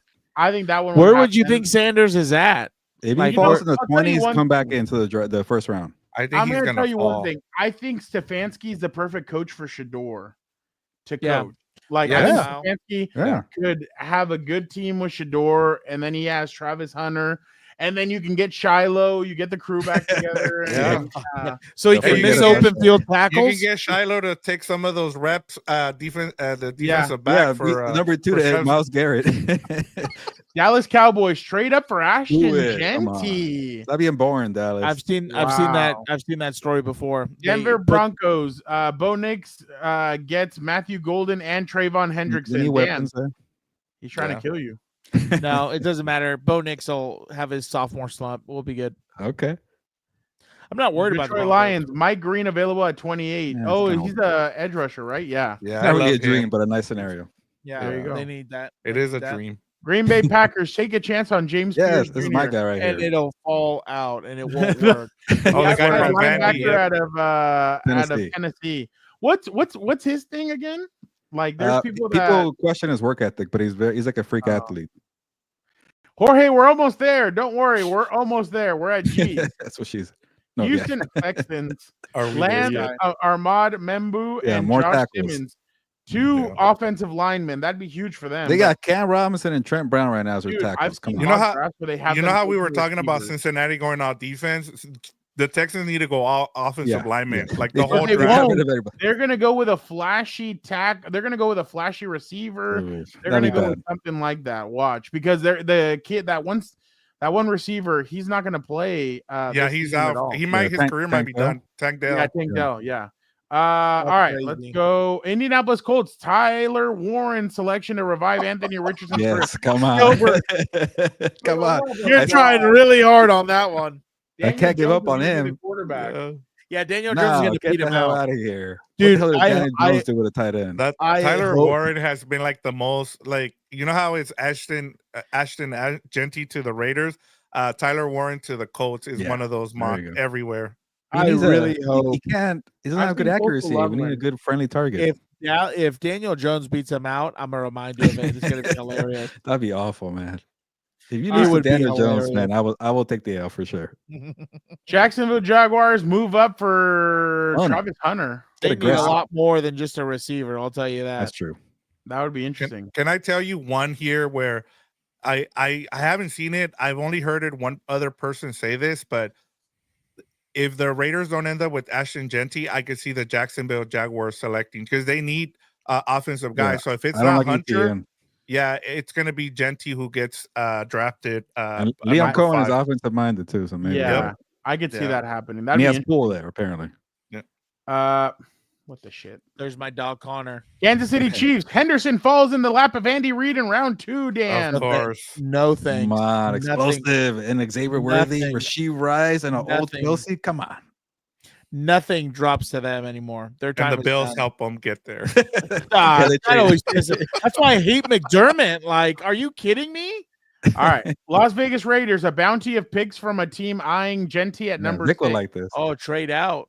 Get a bunch I think it's gonna be, like I said, I think it's gonna be the Panthers. I think if Mason Graham is there, they might trade out for with the Panthers. So that would be the last name or the first name of the team or whatever. All right. Oh, We got the lowest. Los Angeles Chargers, Coastal Loveland and Cam Scatabo play for Jim Harbaugh. These are Harbaugh guys. I like that. The Chargers desperately need pass catchers, but don't necessarily mean that they should solely draft receivers. Loveland, a top-rated tight end, has reliable hands and familiarity with Harbaugh from their days together at Michigan. As for Scatabo, he's a perfect Chargers player because of the edge that he plays with. Do not overlook what he provides as a pass-catching running back. Loveland, Scatabo, and 2024 second-round draft pick Ladd McConkey would form a good trio for the Chargers. But I think Scatabo is going to be a third-round draft pick. So that's what I'm saying. And get Loveland in the first, and then no, I agree. That'd be you know who I like for the Chargers as a running back is the kid from Iowa. I forget his name, but he's Caleb Johnson. Caleb Johnson would be great for the Chargers. Yeah. And then, like I said, I'm still going defensive tackle first round. I've seen Hendrickson mocked to the Chargers a lot in the second round. That's what everybody seems to be. Yeah. Very explosive player. Los Angeles Rams, Jihad Campbell, linebacker, Jackson Dart to open the draft. Wow, that'd be interesting. Eric Aaron to Matthew Stafford. Wow. So you're saying Jackson Dart goes first, or is it second round? He'll fall to the second round. They'll get him there. Oh, wow. But they don't have a pick in the second round. I said, but it's a dream scenario. Why not? Yeah. I think I put magically appear with a second round pick. That's crazy. I love the way you do all this. This is funny. All right, the Miami Dolphins trade Tyreek Hill to the Patriots for the 4th pick. Yes. So Will Campbell. Get a lineman. Come on, Miami. Look at that. All right, Minnesota Vikings. Is not worth the top 4 pick. They go 3-14. Oh, I know. They get an extra second rounder and trade out of the first round. That's true. I didn't know what to think for them. I lost juice here. This isn't the guy that's 6'5", right? No, that's the guy out of Georgia. South Carolina. People really like him though. Oh, that's the guy that's 6'5". I forget, but he plays safety. I know in our next segment we're gonna talk about the best GM in the NFC. The worst in terms of drafting, like the last couple of years, has been the Vikings. I forget his name, but he's been really bad. Crazy. Yeah, he hasn't. Yeah. New England Patriots. Hunter falls to them at number 4. The more and more we get closer to it, I just don't see that. Joe Milton ruined this dream. By the way, he had to win that damn Week 18 game. I know, for real. New Orleans Saints. Sanders available at 9. Take Walter Nolan at 40. Wow. Come on, just do it. New York Giants. Hunter, Kelvin Banks, Tyler Show with the first 3 picks. Or Shuck. Shuck with the first 3 picks. Yeah, I heard he might go in the first round now. Tyler Show. Really? Wow. Yep. Then, okay, that would be a reach, but yeah. New York Jets. Mason Graham joins Quentin Williams in New York. That actually would be interesting. I like that. Yeah. Oh my God. Philadelphia Eagles select Georgia. Dude, what else I can't say anything. It's gonna be Mekhi Starks, the safety there. Yeah, they'll find one. Yeah. Pittsburgh Steelers. Shador Sanders 21. Pass on Aaron Rodgers. Yeah. I think Aaron Rodgers is passing on them. Your boy, your coworker said the other day, he's hearing that he doesn't want to go to Pittsburgh. I wouldn't go to obvious, Pittsburgh either. Yeah. I didn't want to go to Pittsburgh. He wants to go to Minnesota, so he's gonna wait it out. If I'm Pittsburgh, man, have some pride and leave already. Like, get the offer out. Have some pride. Have you seen the quarterback play since Roethlisberger? You're not waiting for this 41-year-old who doesn't want to play for you. I'd love to see him in Minnesota. I would love to see that one season. Give him one season. I don't, because I said it will never happen. He's not going to Minnesota. And then I had Jordan. The Mason Rudolph era. You haven't had good quarterback play in Pittsburgh since Ben Roethlisberger admitted to having an addiction to adult films, and he had to cut his subscription and get back on the right path. So, all right, they need a lot of help at quarterback. San Francisco 49ers Patriots trade Brandon Ayuk. Yeah, they need the cap relief and the draft picks. I think that I would say he just got married. That's another one that's been mismanaged. The Niners. Yep. Oh, I saw somebody say, what do you consider Rory McIlroy? Like, what do you compare NFL wise? Rory McIlroy, and it was Kyle Shanahan winning a Super Bowl. Wow. Yeah. At least Roy did it. Or Rory. Yeah, Rory. He won the Grand Slam. Seattle Seahawks, Tyler Booker and Zabel find their way to Seattle. Get some linemen, please. They do need it. By the way, before you move on the Seahawks, sorry. Another thing. They've drafted, since Snyder has been there, they've drafted, I believe it's over 20 offensive linemen they've only had one Pro Bowler, and it's Russell Kuhn. Crazy. Jeez. Yeah, Kuhn. Yeah, he was like a top 5 pick, no, or top 10. Yes, there you go. That's the only one. There you go, Jorge. Yeah, for Mina's sake, I hope they do everything they can. Really? No. Tampa Bay Buccaneers add multiple Texas A&M defenders. They got like 3 top 40 guys from their defensive front. Interesting. Tennessee Titans pair Cam Ward with Luther Burden. Cam Ward will hit the lottery if he gets drafted by the Titans. My God. Washington move up for Will Johnson. Oh, the corner, they do need that. That'd be a good one. There you go. Good job, Gilbert. That was pretty good. Or the Commanders 32? No. No, he went by the last name. My bad. Yeah, you're right. Was Jorge happy with my dream scenario for the Chargers? He was. Okay. Jorge, we'll just say that we asked and we were told no, so on the naughty list forever now. On the naughty list. Yeah, so they're on the list. What was Chris? Yeah. You just made the list. Exactly. What's up, Juan? So that was interesting. I mean, I loved that. I just love how Gilbert just has like Travis Hunter and Shador for like every. I could have wrote like the entire 32 scenarios with Travis Hunter and Shador Sanders, but I had to get creative. Yeah, no, I liked it. It was good. I liked mine. I liked the most is Cleveland doubling down and getting both. Yeah, I would love that. You know, it's funny. I could see them at 22 if the Steelers pass on Shador, I could see them trading up with the Chargers and the Chargers trade down with Cleveland to gain more draft picks and stuff. I could totally see that happening. I saw a scenario. Somebody from PFF had the Chargers trading up to get Ted McMillan, and I just don't know if I see that happening. How many draft picks do the Chargers have? Like in the 9? Oh, in the first? Oh, they have 3. Okay. But they have a bunch of like 6, 7. I think 5th, 6th, and 7th. We love Haley. Oh, she'll be in Green Bay this weekend. I saw or next weekend. Oh, is that where the draft is? Yeah. And they're saying that the first day it's supposed to be raining and cold. I really just dislike that they moved the draft from New York and they moved the Pro Bowl from Hawaii. Like that to me is so stupid. Gilbert agrees because he would have been going to Hawaii. Oh, that would have been nice. Yeah, for the stupid Pro Bowl, I will go. Oh my God, for the flag. No, it is stupid for the flag football. Jesus. All right. Olympic sport, flag football. Let's. I swear to God, there better be 0 Chargers on that Olympic team. They better not go. We'll get into WWE talk real quick to end out the show. Who is the best GM in the NFC? Is it Les Snead or Howie Roseman? Gilbert, I'll give this one to you. Man, this is a tough question. Let's see. Okay, so Roseman has 2 Super Bowls though, so maybe that'll be the edge there, and Les Snead has 1. But I will go with Howie. I'm interested to hear Vic's comments because he's been a little harsh on Howie, but he's made up for it. I just like that he's always battling defensive front players, offensive line players, like the way he prepared for life after Jason Kelsey, Cam Jurgens. Okay, you have to wait a couple of years, but boom, here you go. Landon Dickerson, going for the rugby player, Jordan Mailata, and then just drafting a bunch of Georgia guys, but they play on the edge, on the interior defensive line. He takes chances too on some players that have questionable decisions, like Jalen Carter fell in their lap. He has a chauffeur. We fixed it. So Jalen Carter, he got an Uber gift card, and you're ready to go now. Yeah. And he's balling out. Jalen Carter is a really good player. Nolan Smith Jr., who I had question marks going into the year. I put it this way, their backup plans for this year to replace Josh Sweat. I can't even say it. Sweat and Milton Williams. I kind of feel iffy about it, but I'm like, it's freaking Howie Roseman. He's gonna find a way to replace these guys. So I'm gonna go off of that just because of 2 Super Bowls. But Les Snead is harder to also not give him credit because he's gone from the Jared Goff era to the Matthew Stafford era to Puka Nacua, Kyron Williams era. He knows how to reinvent his roster too as well.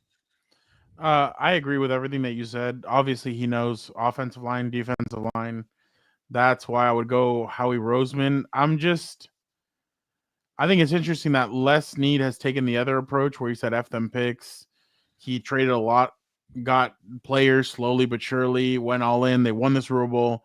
The team was decimated. Heelberto went in there. They ended up losing, and then thank God they recovered. But then they quickly rebounded. And now they're back to looking like a playoff team where it looks like they just need secondary players and offensive linemen, and they should be in a good spot. But I just because of the 2 Super Bowls, I would go with Howie Roseman, and honestly, he should have had a third. But I definitely think that the way Howie Roseman had like last season, they get eliminated by Tampa Bay, and everybody's like, you know what? Maybe this is done. Like, they're done.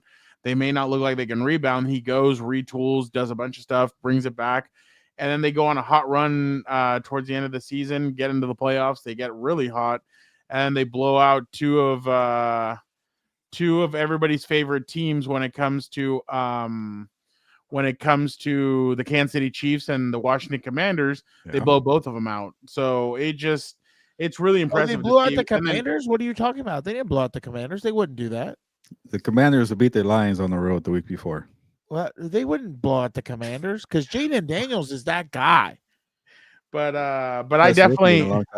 But and then on top of that, everybody knew, even the Giants knew in Hard Knocks, that Saquon was going to go there, and that's what he did. He went, he shot for the moon, he got Saquon, added a different dimension. That's what they were missing the first time around, that Super Bowl against the Chiefs. Good point. They were missing a weapon like Saquon to really challenge. Because you saw how hard they would sell out any time.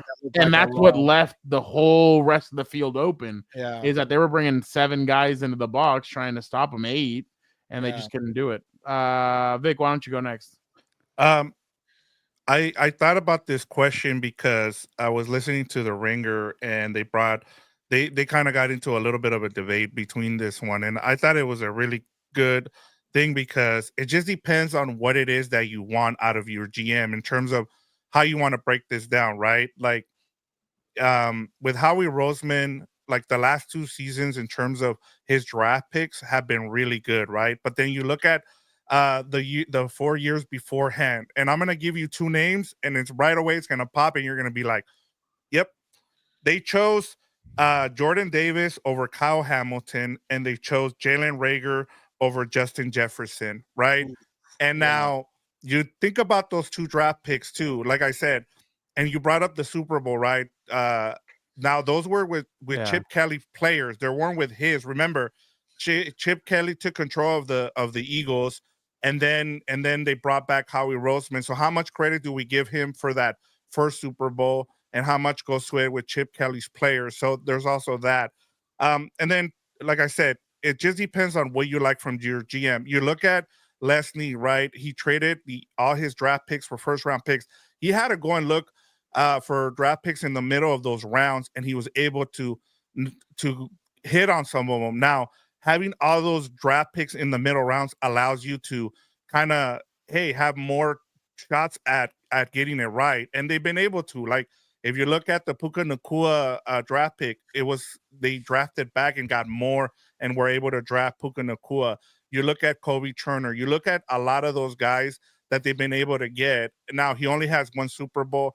They've also been Les Snead has been kind of terrible in terms of his free agent signing. So it just depends on what it is that you want. Like it's a hard one for me just because I understand where Howie Roseman and what he's done the last 2 seasons has been really good, but I also can't deny that the 4 years beforehand, like, he wasn't good. Like, Les Snead was able to trade for Jalen Ramsey, Von Miller, and then you look at Howie Roseman. He got that AJ Brown trade when he almost traded for another. I forget who the receiver was. I think it was, or they almost signed the guy that went to the Rams from the Bears. I forget his name. Allen Robinson. Allen Robinson. So had he not done that, then he wouldn't have made the trade for AJ Brown. So a lot of this has to do with luck. But if you ask me right now who the better GM is Howie Roseman, just because of him winning the Super Bowl more recently. And so, but it just depends.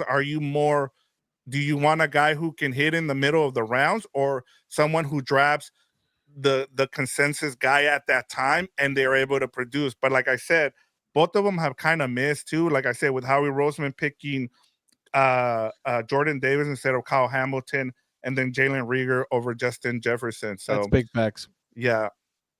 Hey, but I feel like Howie was also the one who wanted, Fletcher Cox and Brandon Graham. I know Chip Kelly was there for a little bit, and the Eagles quickly realized they messed up and brought him back to be the GM. And that's also weird. People forget that he was kind of told go away for a little bit, and then he stood on the team and he came back and he reinvented himself. But I'm sure those Fletcher Cox, Brandon Graham type of picks were his too. Dan, do you care about this topic, or do you want me the other thing I was gonna say real quick is I just like, besides the Super Bowls, obviously, because that's what it's all about, no matter what people say, and those people are losers. I just think he's had more sustained success. Like you didn't have, like, he's been able to keep the team competitive without trading away the future and mortgaging the future like Les Snead did, which I think that takes a lot of credit. You look now, and that team probably is still loaded to go make another run. And I think also he prioritizes the right things. I don't think he really panics a lot and signs people. And the other thing, getting special teamers and making them all pros. So I think that takes a lot of talent. It's not easy, clearly. So I do like the job he's done out there, obviously. So yeah, I think he's really good. I was gonna add one more thing, and I thought, like, I know everybody keeps talking about with Howie in terms of, like, hey, you're gonna have to go and draft or pay for defensive linemen and offensive linemen. The other thing I keep saying that I've been really impressed with is the fact that they go and they pay guys early. Like, they don't wait like the Cowboys and the Bengals. They've been able to go and pay, like, whether it's been, also the Jalen Hurts, drafting him in the second round when you already had an MVP caliber quarterback at the time. That's what we thought of the quarterback, but now you have that, and so that's the other reason why I picked Howie Roseman right now over Les Snead. But it's a good topic. I just thought, like, hey, this is, like, it's kind of they're kind of evened out, but like you said, like the Super Bowls and then some of the moves that Howie Roseman has been able to make, that's puts him right a little bit over the top for me. There you go. So all right. I don't know. I'm interested to see what the Rams are going to look like this year, to be honest. That is going to be interesting. Like, there's going to be a lot of interesting scenarios with them, but I don't know. The Bengals are an interesting team also. Just go all defense. They need offensive linemen, though. They're going to have to. They're one of the teams that I don't have making the playoffs next year. No. I just don't think you can. They'll probably end up hiring Zach. You know what's funny? Somebody keeps on banging the damn drum about the Colts of Peyton Manning being like that, but I remember they had Dwight Freeney and Robert Mathis. These guys don't have that. I mean, they have Bob Sanders. They had Bob Sanders. They had a Hall of Fame GM.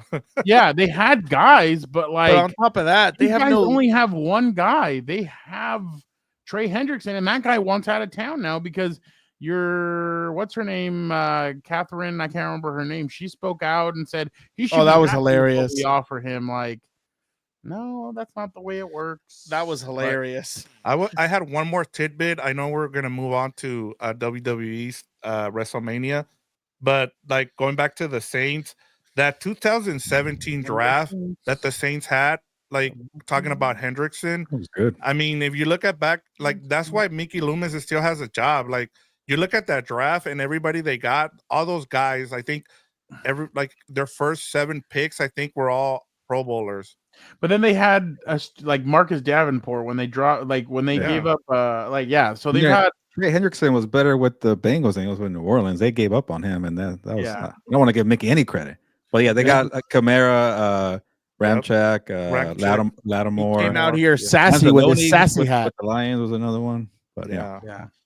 All right, let us move on to the last segment of the show. WrestleMania 41 is this weekend. Obviously, careful, Heelberto. Your boy over there is having a hard time right now because of all this. Who? You? No, I know what's happening. Let us first. I want to ask you guys, what do you think is better, night 1 or night 2? Vic, can you take this up so I can show you? Yeah. Cody Rhodes, Cody Rhodes. Continue the story. All right, I can't see him. Show you guys. So night 1, shut up, idiot. Night 1 is Io Sky, Rhea Ripley, and Bianca Belair. Hold on, zoom in. I can't see anything of that thing. All right. This is night one, you no. said? Okay, I don't need it that Jacob much. Oh, wait. Hold on. Yeah, that's not it. I thought he's fighting for the Yeah, no, I WWE think I got this Championship wrong. or the Okay, hold on. Intercontinental or Sorry. the I United got the wrong States. one. Cody messed up, Fernando. Rhodes. Cody No. Rhodes. That's how wordy he is. You know what? Hold on. Let me show you something else so that what's my favorite part, Heelberto? This was Triple H talking about when people on the internet talk shit about the way he does the show. Oh. The internet's not real life, right? The bitching and the fucking complaining that is on there. It's not real life.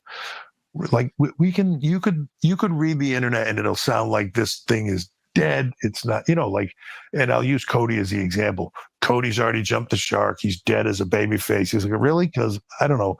I'm in an arena with 10,000, 15,000 people every night going ape shit for me, selling the most merchandise. He's like, but that's what he's worried about, the merch. That's the internet's not real life. I think two things could be true. Because I mean, the brand itself, everyone knows the brand. It's not like you're building, but at the same time, it could be a shitty product right now.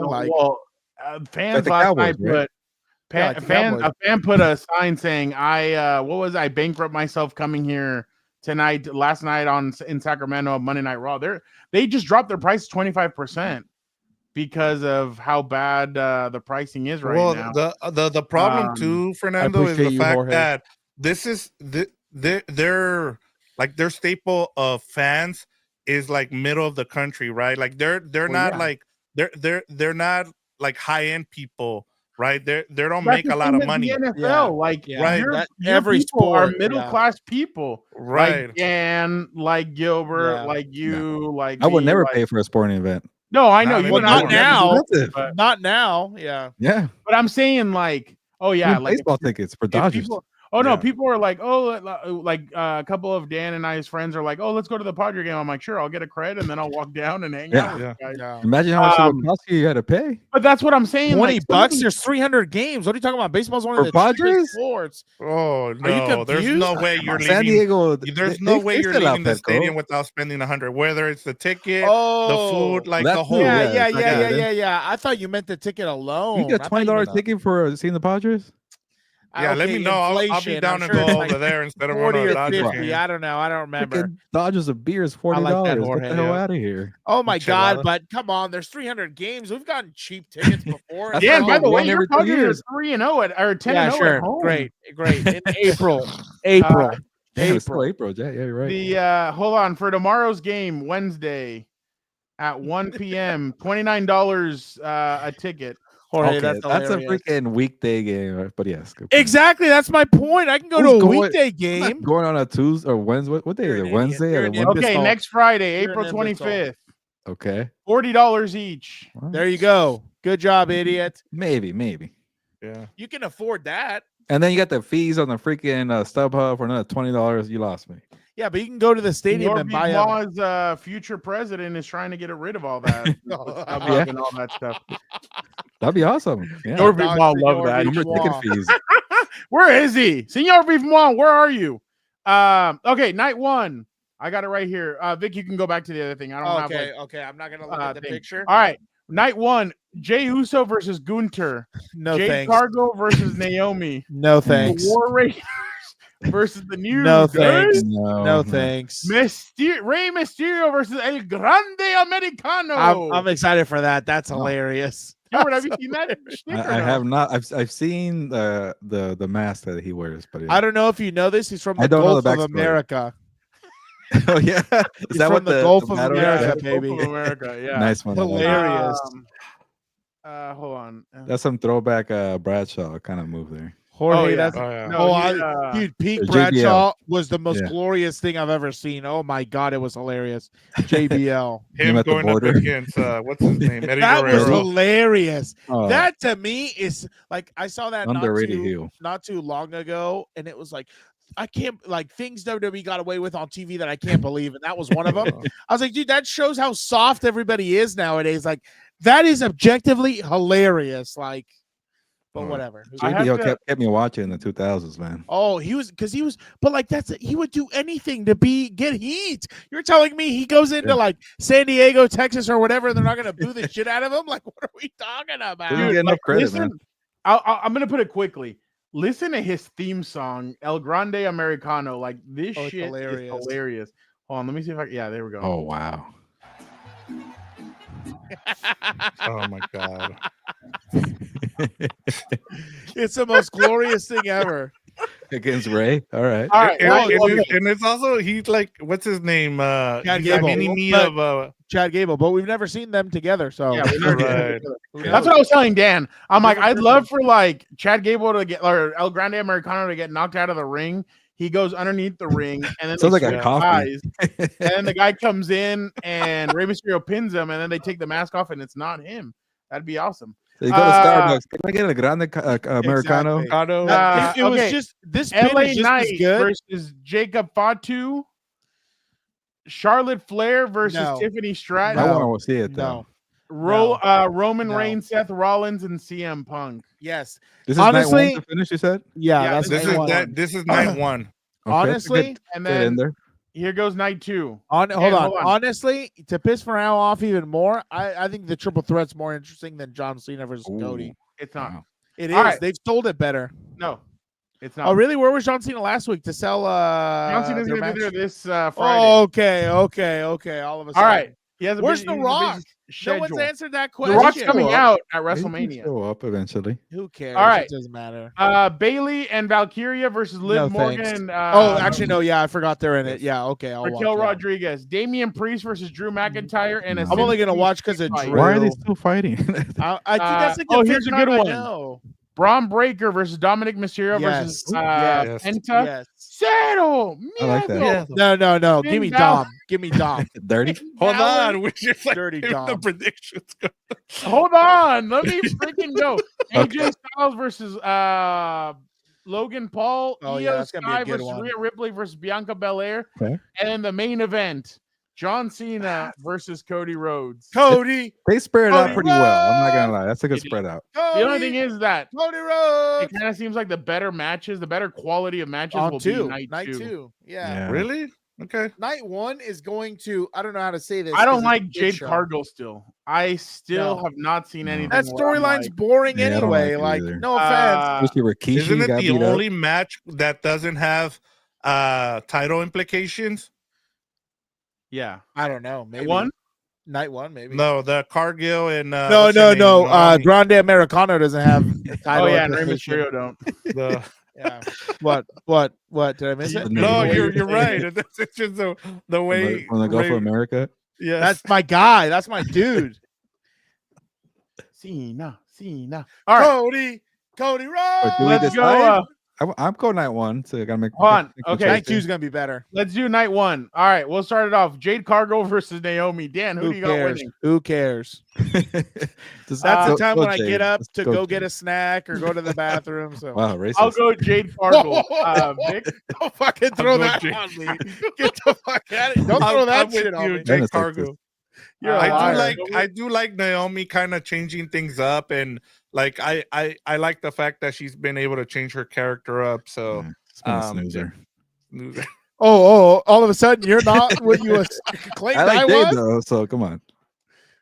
Who do you have? You like neither. Obviously the beast Jade Cargill. Oh, I love Jade Cargill. She's very attractive, but all right then. Never mind. All right, you're making me go that way. Let's go. Rey Mysterio versus El Grande Americano. Oh, give me my dog from the Gulf of America, baby. El Grande Americano as well. Gilbert? No, give me 619 Ray. Do it for the raza. Come on. Yeah. Vic? Yes, I'm going with the California guy here. Yes. California. From Baja California.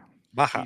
Let's go War Raiders versus the New Day. I'll go with the War Raiders. Dan. This is another bathroom break for your boy. Racist. No, it's men though. I don't know, man. The other guys are whites. What are you talking about? Whites. You dislike both equally, right? Okay. Exactly. I hate everyone equally. Yeah, exactly. All right, Vic. Snoozer. I forgot. I should have another point for Howie Roseman is that he's drafted the whites. He did. Yeah, Hey, yeah. White saw quarterback. Tyler in space when I mentioned it. He was like, Yeah. "Shit, you're right." Yeah. Yeah. All right, Vic. Give me the War Raiders. Gilbert. New Day, I guess. A lot of conviction. All right. Tiffany Stratton versus Charlotte Flair. Dan. If it's not Tiffy, I'm a riot. I'm gonna be so pissed. I think I think what Charlotte pulled the last few weeks has pissed off WWE. Now they had to do packages to hype that matchup because they don't. There's no hype. No one cares. This is sort of a bathroom break. Actually, I want to see Tiffy win. No, I think Tiffany's very talented. I just think Charlotte coming back, she thinks she's the big dog for some reason. I just think it's been a disappointment the way she's kind of taking this route. Dude, she's not even LA Knight. What are we talking about? All right, I'm gonna go with Tiffany Stratton though. I don't think there's no way. She's only had the belt for 100 days. Why? Gilbert. Yes, give me Tiffy time. I think it's unanimous here. Yeah, I just wonder, like, what do you do with the storyline and what, like, going forward with if it is Charlotte? Everybody hates it now. I think because of it, I think you should Tiffy time or Tiffany Stratton is like the thing that I was kind of bugged up with this is that they were just wow. Exactly, Mimsy. I guess if Charlotte wins, I will take the L on that one, Mimsy. You are correct. Yeah, but I want to see more from Tiffany Stratton. This storyline doesn't work for me with Charlotte. They should have put her with somebody that was actually going to care. Her. Like, dude, like like Bailey would have been a good one. Her against anybody. Her against Liv. Her against Liv would have been. I really wanted good. to see that. The blonde bombshells go at it. The whites would have been. Oh, it would have been on fire, dude. Yes. I would have been. That's a show. That's a match I'd watch from start to finish, especially the entrances.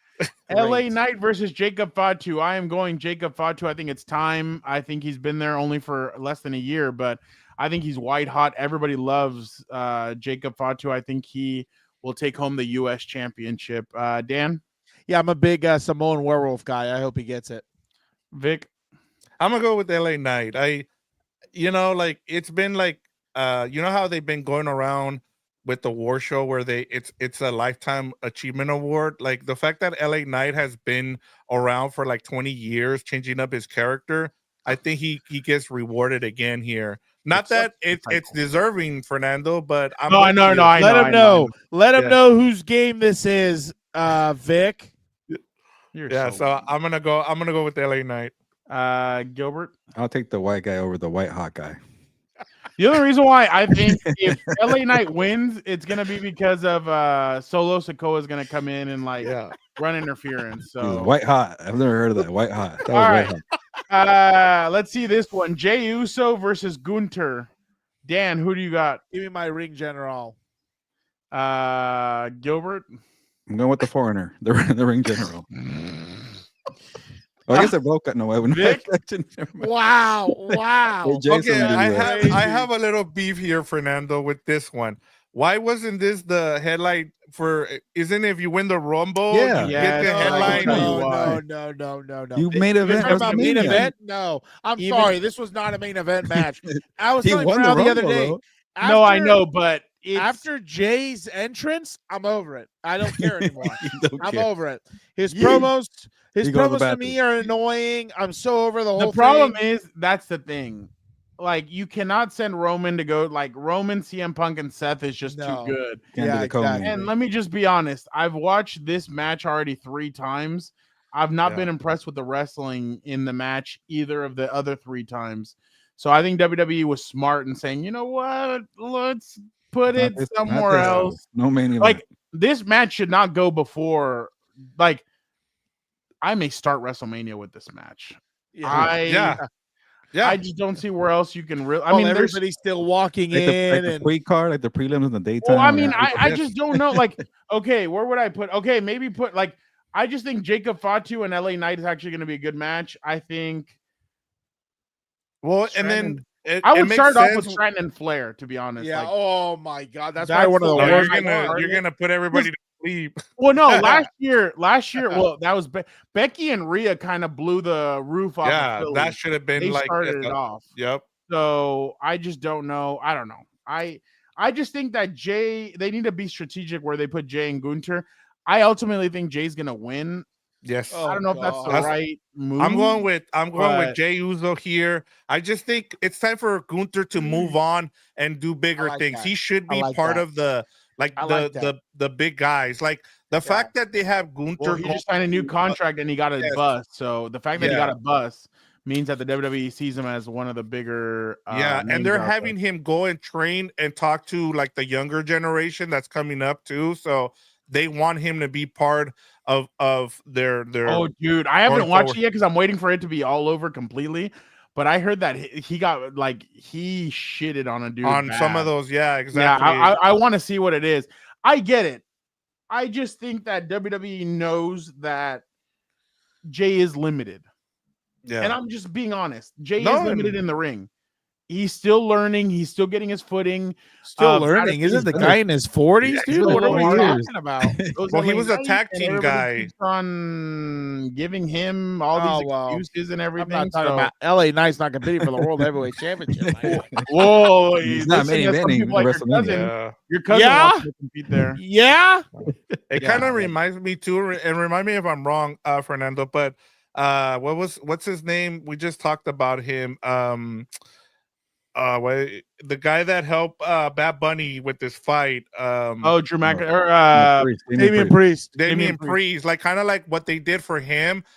I think this is what's gonna happen with Jey Uso, where but Damian can wrestle though, like not wrestle, but like Damian can actually that match against Bad Bunny was great, and that's because Damian's a good wrestler. Like Jay is good. Like last year, he fought his brother, and it was just one of the worst matches I've ever seen at Mania. Yeah, that was the worst. That's my thing. Jay can't carry, and carrying is a big part of being a champion. Can you carry? That's why Logan Paul and Roman Reigns did incredible, because Roman was able to carry Logan the whole way. Jay's gonna find it difficult to carry. Okay, let me give you a scenario here, and then we'll move on. Oh, I told Dan a great scenario that I'm going to give you guys Okay, what if they have Gunther move on and do his own thing, right? Like the next kind of moving him up to like the majors now, right? And then you have Jey Uso, you have Money in the Bank coming up, right? So you can take away the title away from Jey Uso. You let him have his moment as the main event Jey Uso right now, and then you have him lose it to whoever it is you're going to move up to Money in the Bank, whether it's Braun Breaker or one of those guys that is next. Yeah, so it kind of makes sense, right? Yeah, my bad. Okay, my bad. I thought you were going to continue talking. No. I guess. I just think, where's Gunther going to go? He needs to be up there with the CM Punks and the tribal chief. Yeah, no, but I mean, Roman's about to take time off. I think they need. That's who needs a vacation. Hey, you know. His whole thing about carrying was going to circle back to I don't think he can do it like John Cena. He was the best wrestler to carry everyone. I'm sorry, John can carry a match and burn you on the mic.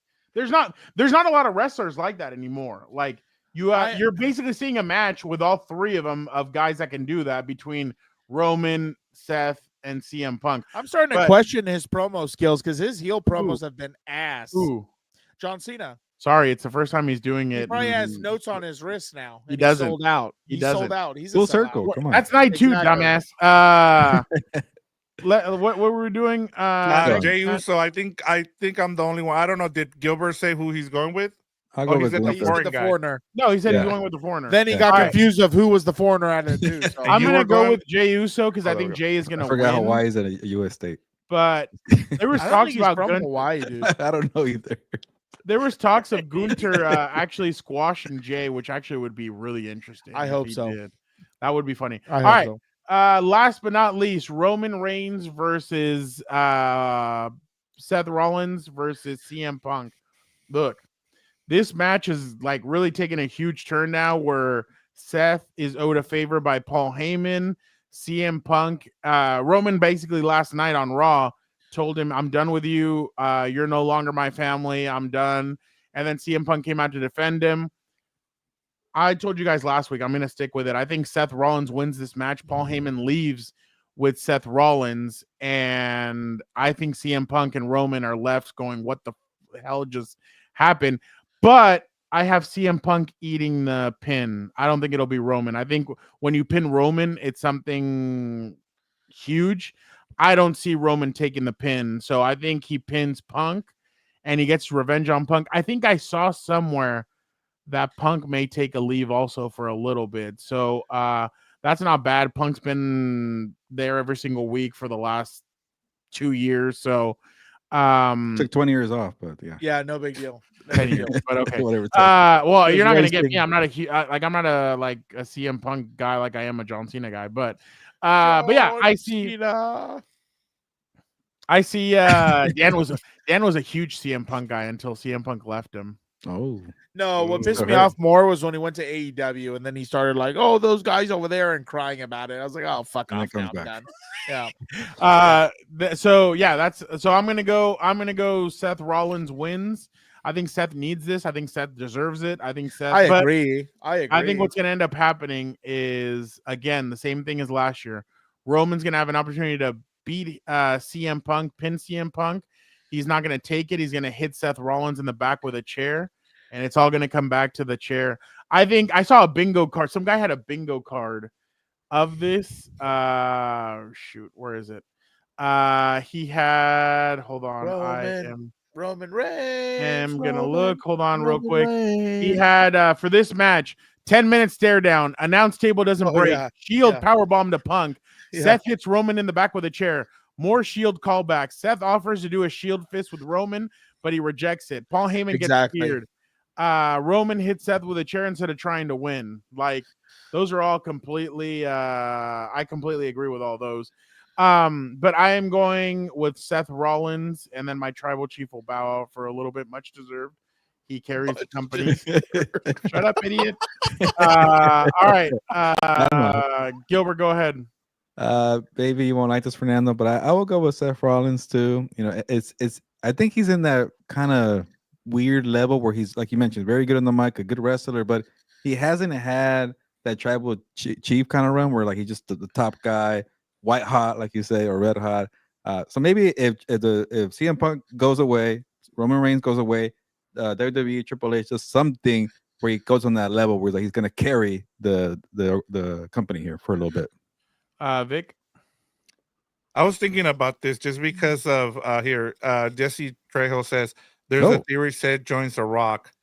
And hold on. I don't know how he could join him if he never showed up. So shut up, idiot. All right, let's keep on going. Yes. So my thing is, okay, so there's a reason why this is night 1 and not night 2 and why it's going to finish. And it kind of ties into The Rock and what Cena is going to do, right? And so my thinking was I was with you in terms of Seth, but then I kind of thought about it, and I think you said that Seth is going to beat Punk, is who I think you guys are right in terms of like that someone's going to get screwed here, and I think it's going to be Roman.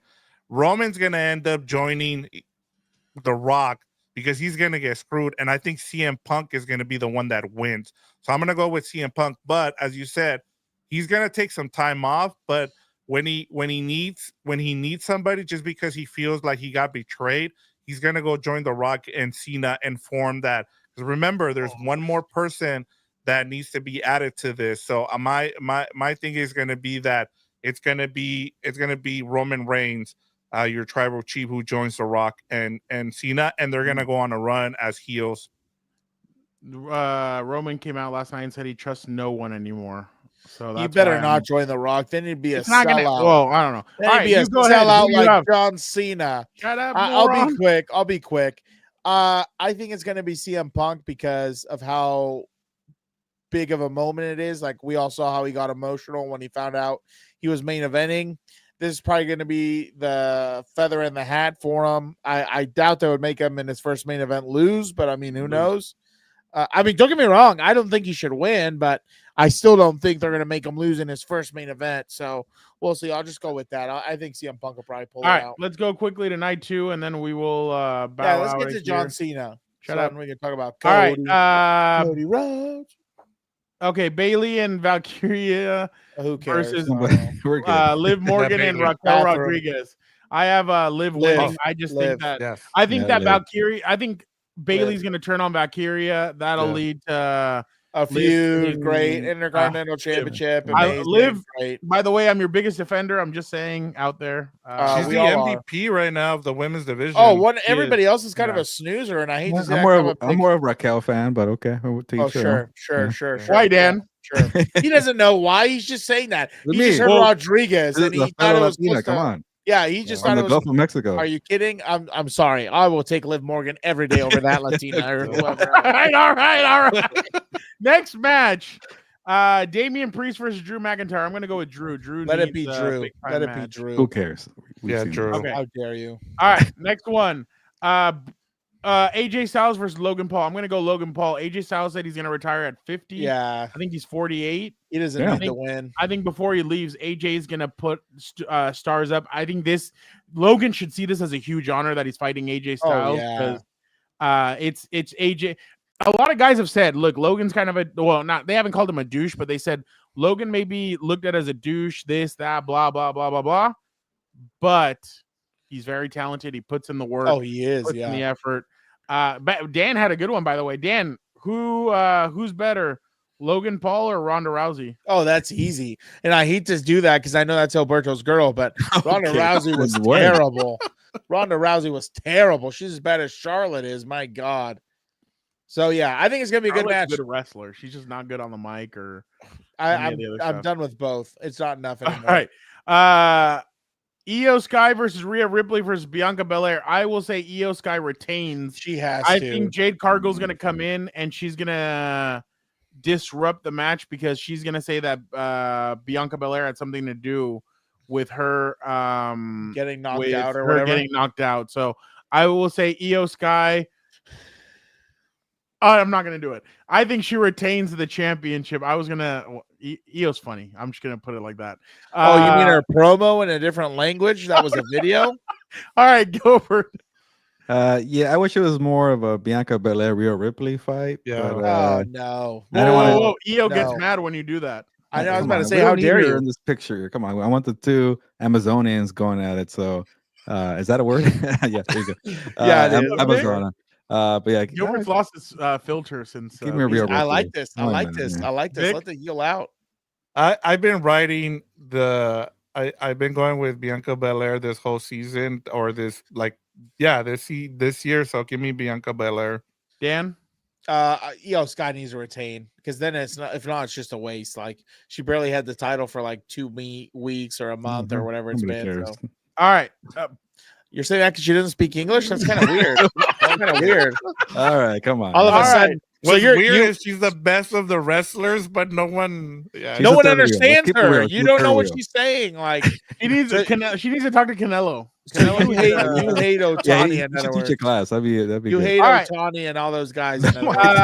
Let's go with Finn Balor versus Braun Breaker versus Cero Miedo and Dominic Mysterio. Well, we know. I think it might be unanimous here. It should be. This is easy for me. I think Dom pins Finn Balor, and that makes Finn leave the Judgment Day, and Dom ascends. They're finally still into, The Judgment Day is still going on? Oh, well, it's a different Judgment Day, but yeah. I have Dominic Mysterio winning. I just like NWO after freaking Scott Hall and Kevin Nash. No. This is way better. So I'm gonna go. I'm gonna go with the real 619, the real guy from 619, Dominic Mysterio.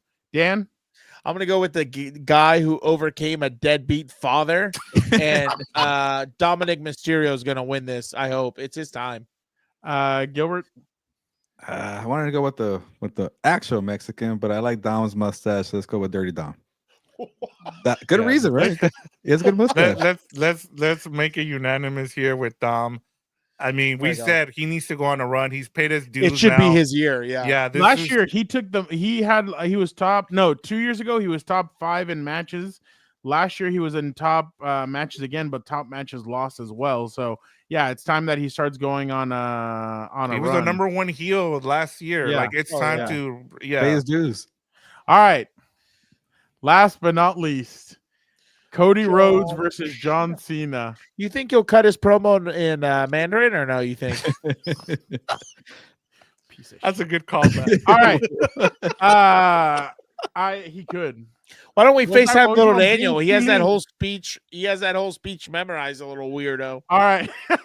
I'm gonna let you guys go, and then I'll give you my Oh, he wants to close. My He two, wants to close. my two things that I want to say about this. Yeah. Why do you put it in quotes? I don't know. That's kind of interesting. He's going off today. Yeah, he's making up for lost NFL time. expert, That's and you're the well, you WWE do. Yes, expert. but Dan does it to me, not you, friend. I'm sorry. You're right. Everybody, like Dan throws shit at Dan them, and they all Daygo. come at me. I don't even do anything. Vic, I'm go a ahead. faux reporter.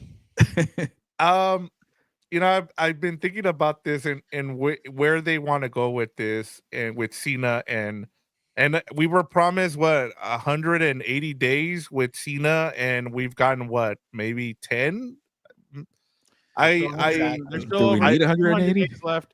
Yeah, He'll be there. So- You're due to sell WrestleMania, guy. You got to sell the match. So far, I'm not sold.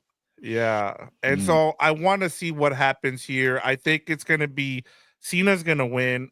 We've talked about this, Fernando, in terms of it's been 100 days. I mean, 100 days. It's been a whole year, 365 days with Cody Rhodes. It's been underwhelming with him being the face of the company.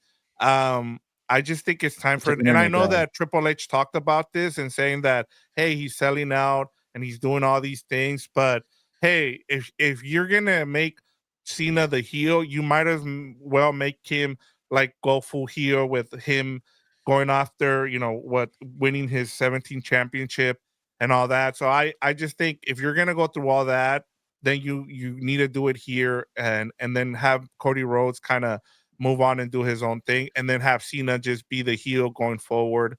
And so that's why I'm going with Cena here. Gilbert. I'll be quick. I want to hear your thoughts, Fernando, but come on. This is a retirement tour and you're at WrestleMania. It's got to be John Cena. Dan. You know what's funny? Thank you, Dan. All right. I'm almost embarrassed to have rooted for John Cena against The Rock, because that's who he's become. He's over here like, oh, I love this. I'm dedicate this last stretch to it, yada, yada, yada. And he's taking Raws and SmackDowns off before WrestleMania. Then, that's what a heel does. Then these promos. I bet you if you get Hulk Hogan hopped up on his on his Real American Beer, he'll cut a better heel promo than this guy. Like, there were so many opportunities lost. Like, why am I just listening to him bitch about the crowd? Like, yeah, it's funny. He points out at a little kid who probably pissed his pants, but it is what it is. He turned the little bastard into a meme. Good dance partner, and he has not had a good dance partner. The worst part is he showed up more in Europe than he did in America. That's the funniest part. Yeah. Mr. Hustle, loyalty, respect. Like, it's 10 all a.m. at Monday Raw. What the hell? It's all a joke. Hey, that's what I like about Netflix. Before we used to just get the whole show spoiled. Yeah, but then I would miss the whole thing. And now you get to watch it. What's up, Happy Gilmore? I just think this has been such a wait. Like, this could have been really probably, like, to quote Fernando, white hot of a match. Like, going. We don't know yet, though. How we're gonna find out Friday, the day before WrestleMania Night 1. It's and a this joke. It's just the beginning of his heel Where's turn. The Rock been? We don't know where The Rock is. He'll just did his stupid thing. So we still know. All I know going into this WrestleMania is John Cena's The Rock's bitch, and we'll see what happens with Cody Rhodes. So who do I want to win? I would love to see. I don't know what would hurt Frown more, if Cody Rhodes wins or when Brock Lesnar defeated the Streak. So I'm gonna go. I'll take Cody Rhodes. Let's get Cody Rhodes. Cody Rhodes. It's just been a terrible buildup. I think the promos haven't been good. So Cody Rhodes deserves it, but he can't hang on the mic with John Cena. What are you talking about? He had some good zingers. He did against John Cena. He did. Yes, he did. No, yes, he did. Don't lie. No. When he quoted, when he referenced the, what's it called? The former management who couldn't keep their hands to themselves and had to, text everybody about everything.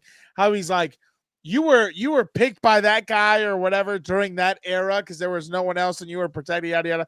That was pretty good.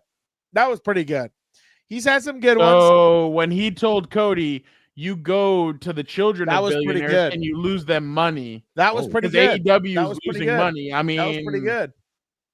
Frown, what I'm getting at, the promos have all been crap since this has happened. No. You have John Cena talking to a wall, and then like Cody comes out and says something and they don't think you can hang with him. Then it's stupid. Don't have them wrestle each other. Wait till he talks to Roman, Seth Rollins, like guys like that. I think that's where it's going to be really good. His promos could have been better. Like, I hate the way he started his heel run as being like, you guys are ungrateful and that type of stuff. Like, he just mimicked CM Punk from like 2013 when he dropped the pipe bomb. No. When he said, you guys, he's like, oh, and the people cheering me, you're just as bad as the others. Oh, yeah, that's right, Mimsy. I've never been chanted, you can't wrestle. There you go. That's a good one. That's what Cody said to John. There you go. Yeah, that's Mr. that John was a good Cena. line that Triple H gave him. Sure.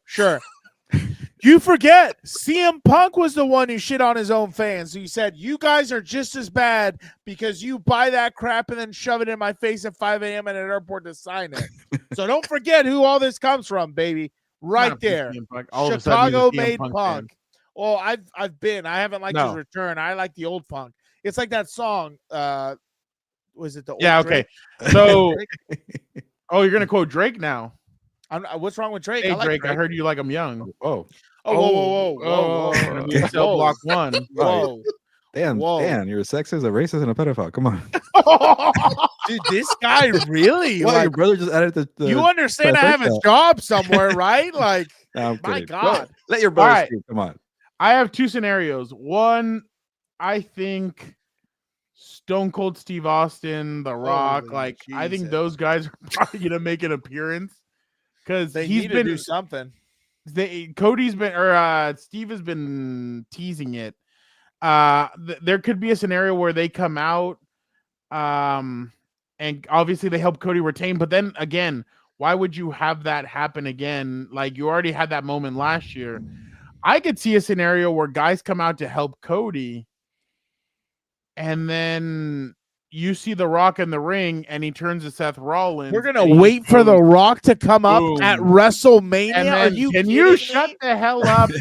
And then Seth is the one that, because Paul Heyman could be with The Rock. Paul Heyman could get Seth to turn on Cody and have him win the championship. Then Monday night, Jey Uso comes out. He celebrates his championship win. Then you hear The Rock's music hit, and he asks him, where have you been in all this? Why have you not been here? Remember, I'm the boss. You have a title match right now, and brings out Seth Rollins and makes Seth Rollins win the championship. Ooh. So then Cena has one championship, Seth Rollins has the other, and The Rock has full control like he said he could have at any point whenever he wants. He's going to have full control. Can you shut the hell up? I'm talking. Full control via satellite. Because the bastard never shows up. So I believe that I think that would be an incredible scenario that would really piss fans off, and it would tick fans off because Cody lost, then Jay loses. I think that would be really interesting. Heading into Backlash, you give people a little bit of buzz, juice for Backlash. I mean, there you could do a Seth Rollins versus Gunther versus Jey Uso. What the likely scenario I think that happens is the fact that they all do come out, guys come out. I just don't see how Cody retains the championship. Like, where else but WrestleMania could you have Cena win the 17 championship? Like, you're gonna have him do it in LA at the Intuit Dome for the Money in the Bank for what? Like, WrestleMania is the grandest stage of them all. That's where if he's going to break the record, it's going to be there. And then Ric Flair, I think, said he's going to be there front and center. That has to be like, well, I hope he gets a promo after on. By the way, do not let Ric Flair come in and try and hit Cena in the nuts or do something stupid like that. Like, the dude's going to have a well, if the helicopter, they're going there. He's going to go look for him in the stands. Like, what's he gonna do? Like, he can't even throw a straight punch anymore. Like, I just wouldn't have him do anything. But Shawn Michaels super kick him. I I truly think that Shawn Michaels, damn you, Gilbert.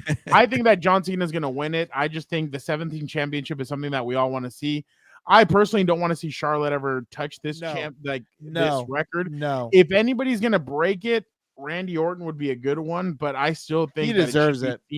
That's who I think deserves it. That's who I think deserves it. Randy Orton never left for Hollywood and all of a sudden never came back. And does he have a match at WrestleMania? Yeah, so that's another interesting part of WrestleMania. Randy does not have a match yet, but maybe he should. I think either it's going to be Solo Sikoa. There's talk of Aleister Black from AEW. He used to be with TNA or with WWE. Then he went to AEW. Now he's a free agent. There's rumors that he could appear at WrestleMania and be Randy's opponent. And then there's even talk that Nick Aldis could put on the tights again and wrestle Randy Orton, which would actually be really cool to see. Because Randy even referenced, he's like, he's like, tell Mickey James, sorry for me or something like that. So it was pretty funny, but that's just my prediction. I think one of those two scenarios would be cool. I got the last time I did two scenarios, I was right on one of them. So I hope I'm more right on the Seth Rollins thing, and Seth the next night winning the championship would be the funniest thing ever. But I'll tell you one thing. I think if The Rock does take a third member, it's got to be a young guy. I don't think he should take someone who's already established and everything. Seth has been kind of a walking doormat for the last, he hasn't won a big match since he lost the championship. Problem. Yeah, he's kind of a guy that needs something. I love that one. That's my pick. That's who I would want. Dom? That's Dom would be really good. Yeah. Dom would be really good. He would benefit a lot from it, but yeah, that's kind of my WrestleMania preview. So that'll let the be people know what we got coming up tomorrow and then this weekend. If you guys so want more tomorrow, probably around 1:00, I'll be releasing an interview with BJ Cruz from The Ringer. He covers WWE. He'll be out at WrestleMania. We're gonna preview WrestleMania. I'm gonna preview WrestleMania with him. That video will be out, and then after night one, come to Compas on the Beat. We'll be doing a live stream. As of right now, it's going to be Vic, Dan, and I. I don't know if Gilbert's going to want to jump in. Look at his face, Dan. That's my bedtime. I go to bed early now, okay? I go to bed early nowadays. Oh, wow. All of a sudden. What time do you get up now? Freaking like 5, 4. Wow. Welcome. Whenever the baby wakes up, pretty much. Welcome to the club. Do you have a sound like walkie-talkie thing in there or what? I have like the video monitor. Yeah. Oh, nice. It cries and it wakes me up. Yeah. Oh wow. Sorry. No. So we will be after the first night, after the second night, we will be jumping on, and that's another scenario too. Randy Orton could be the one that screws Cody Rhodes. That actually would be interesting. Cody Rhodes. That'd be fun. I will be so we'll be jumping on after night one, after night two, we'll be jumping on here and talking about what we thought about WrestleMania. So make sure you guys tune into that. Again, thank you guys so much. This was another great episode. We will be back next week. I think we'll be back I think Wednesday might be the best day to jump on. I don't know how Gilbert and Vic will do. I don't know, but we will do well, it's not Thursday. That's NFL draft. Yeah. Oh shoot, that is true. We have a question from Alex. Do you? No, we're gonna do one after the draft. So not before the draft, after the draft. So Dan's going on vacation, but he said he would jump on and do a What's Up Bolts during vacation. You're like John Cena and Roman Reigns. You just leave whenever you want. You're The Rock. Did you not hear that I'm gonna jump on, or are you confused? Oh, okay. Sorry. I didn't go on a hiatus. I'm like, son, I don't know what we're talking about. I guess when you have a baby, I don't know what we're talking about. I don't know what we're talking about. Okay. Don't they say it takes the village? Where was the village? No, I'm kidding. We won't do one before, but we'll do one right after the first round draft pick and one right after the second and third rounds. And then we'll do a whole wrap up the next week after that. So we'll be doing that. But yeah, make sure you guys tune in. We got a bunch of cool stuff happening. And then Thursday, I will be at Ryan Garcia's workout here in San Diego. So make sure you guys tune in. We'll have a bunch of stuff from the workout. So it'll become a bunch of busy days coming up. But and then next Tuesday, Gilbert. Oh, maybe Gilbert and I do a What's Up Bolts next Tuesday after being at the facility. That'll be interesting. Yeah. That'll be a good one. So yeah, maybe we'll do a What's Up Bolts next Tuesday with Gilbert jumping in, tag teaming for Dan and thanking Dan for all that he does for. That's true. I'll pay it back that way. There you go. That's right. Again, thank you guys so much. You guys are the best. All right, Gilbert, get us out of here. Yeah, this was a white hot show. I love this. But yes, it's a lot going on. WrestleMania, NFL draft. We got the Ryan Garcia workout. We do it all here. We're versatile and inclusive of religions too. But it's time to get going. Ya nos vamos, pues. Vámonos.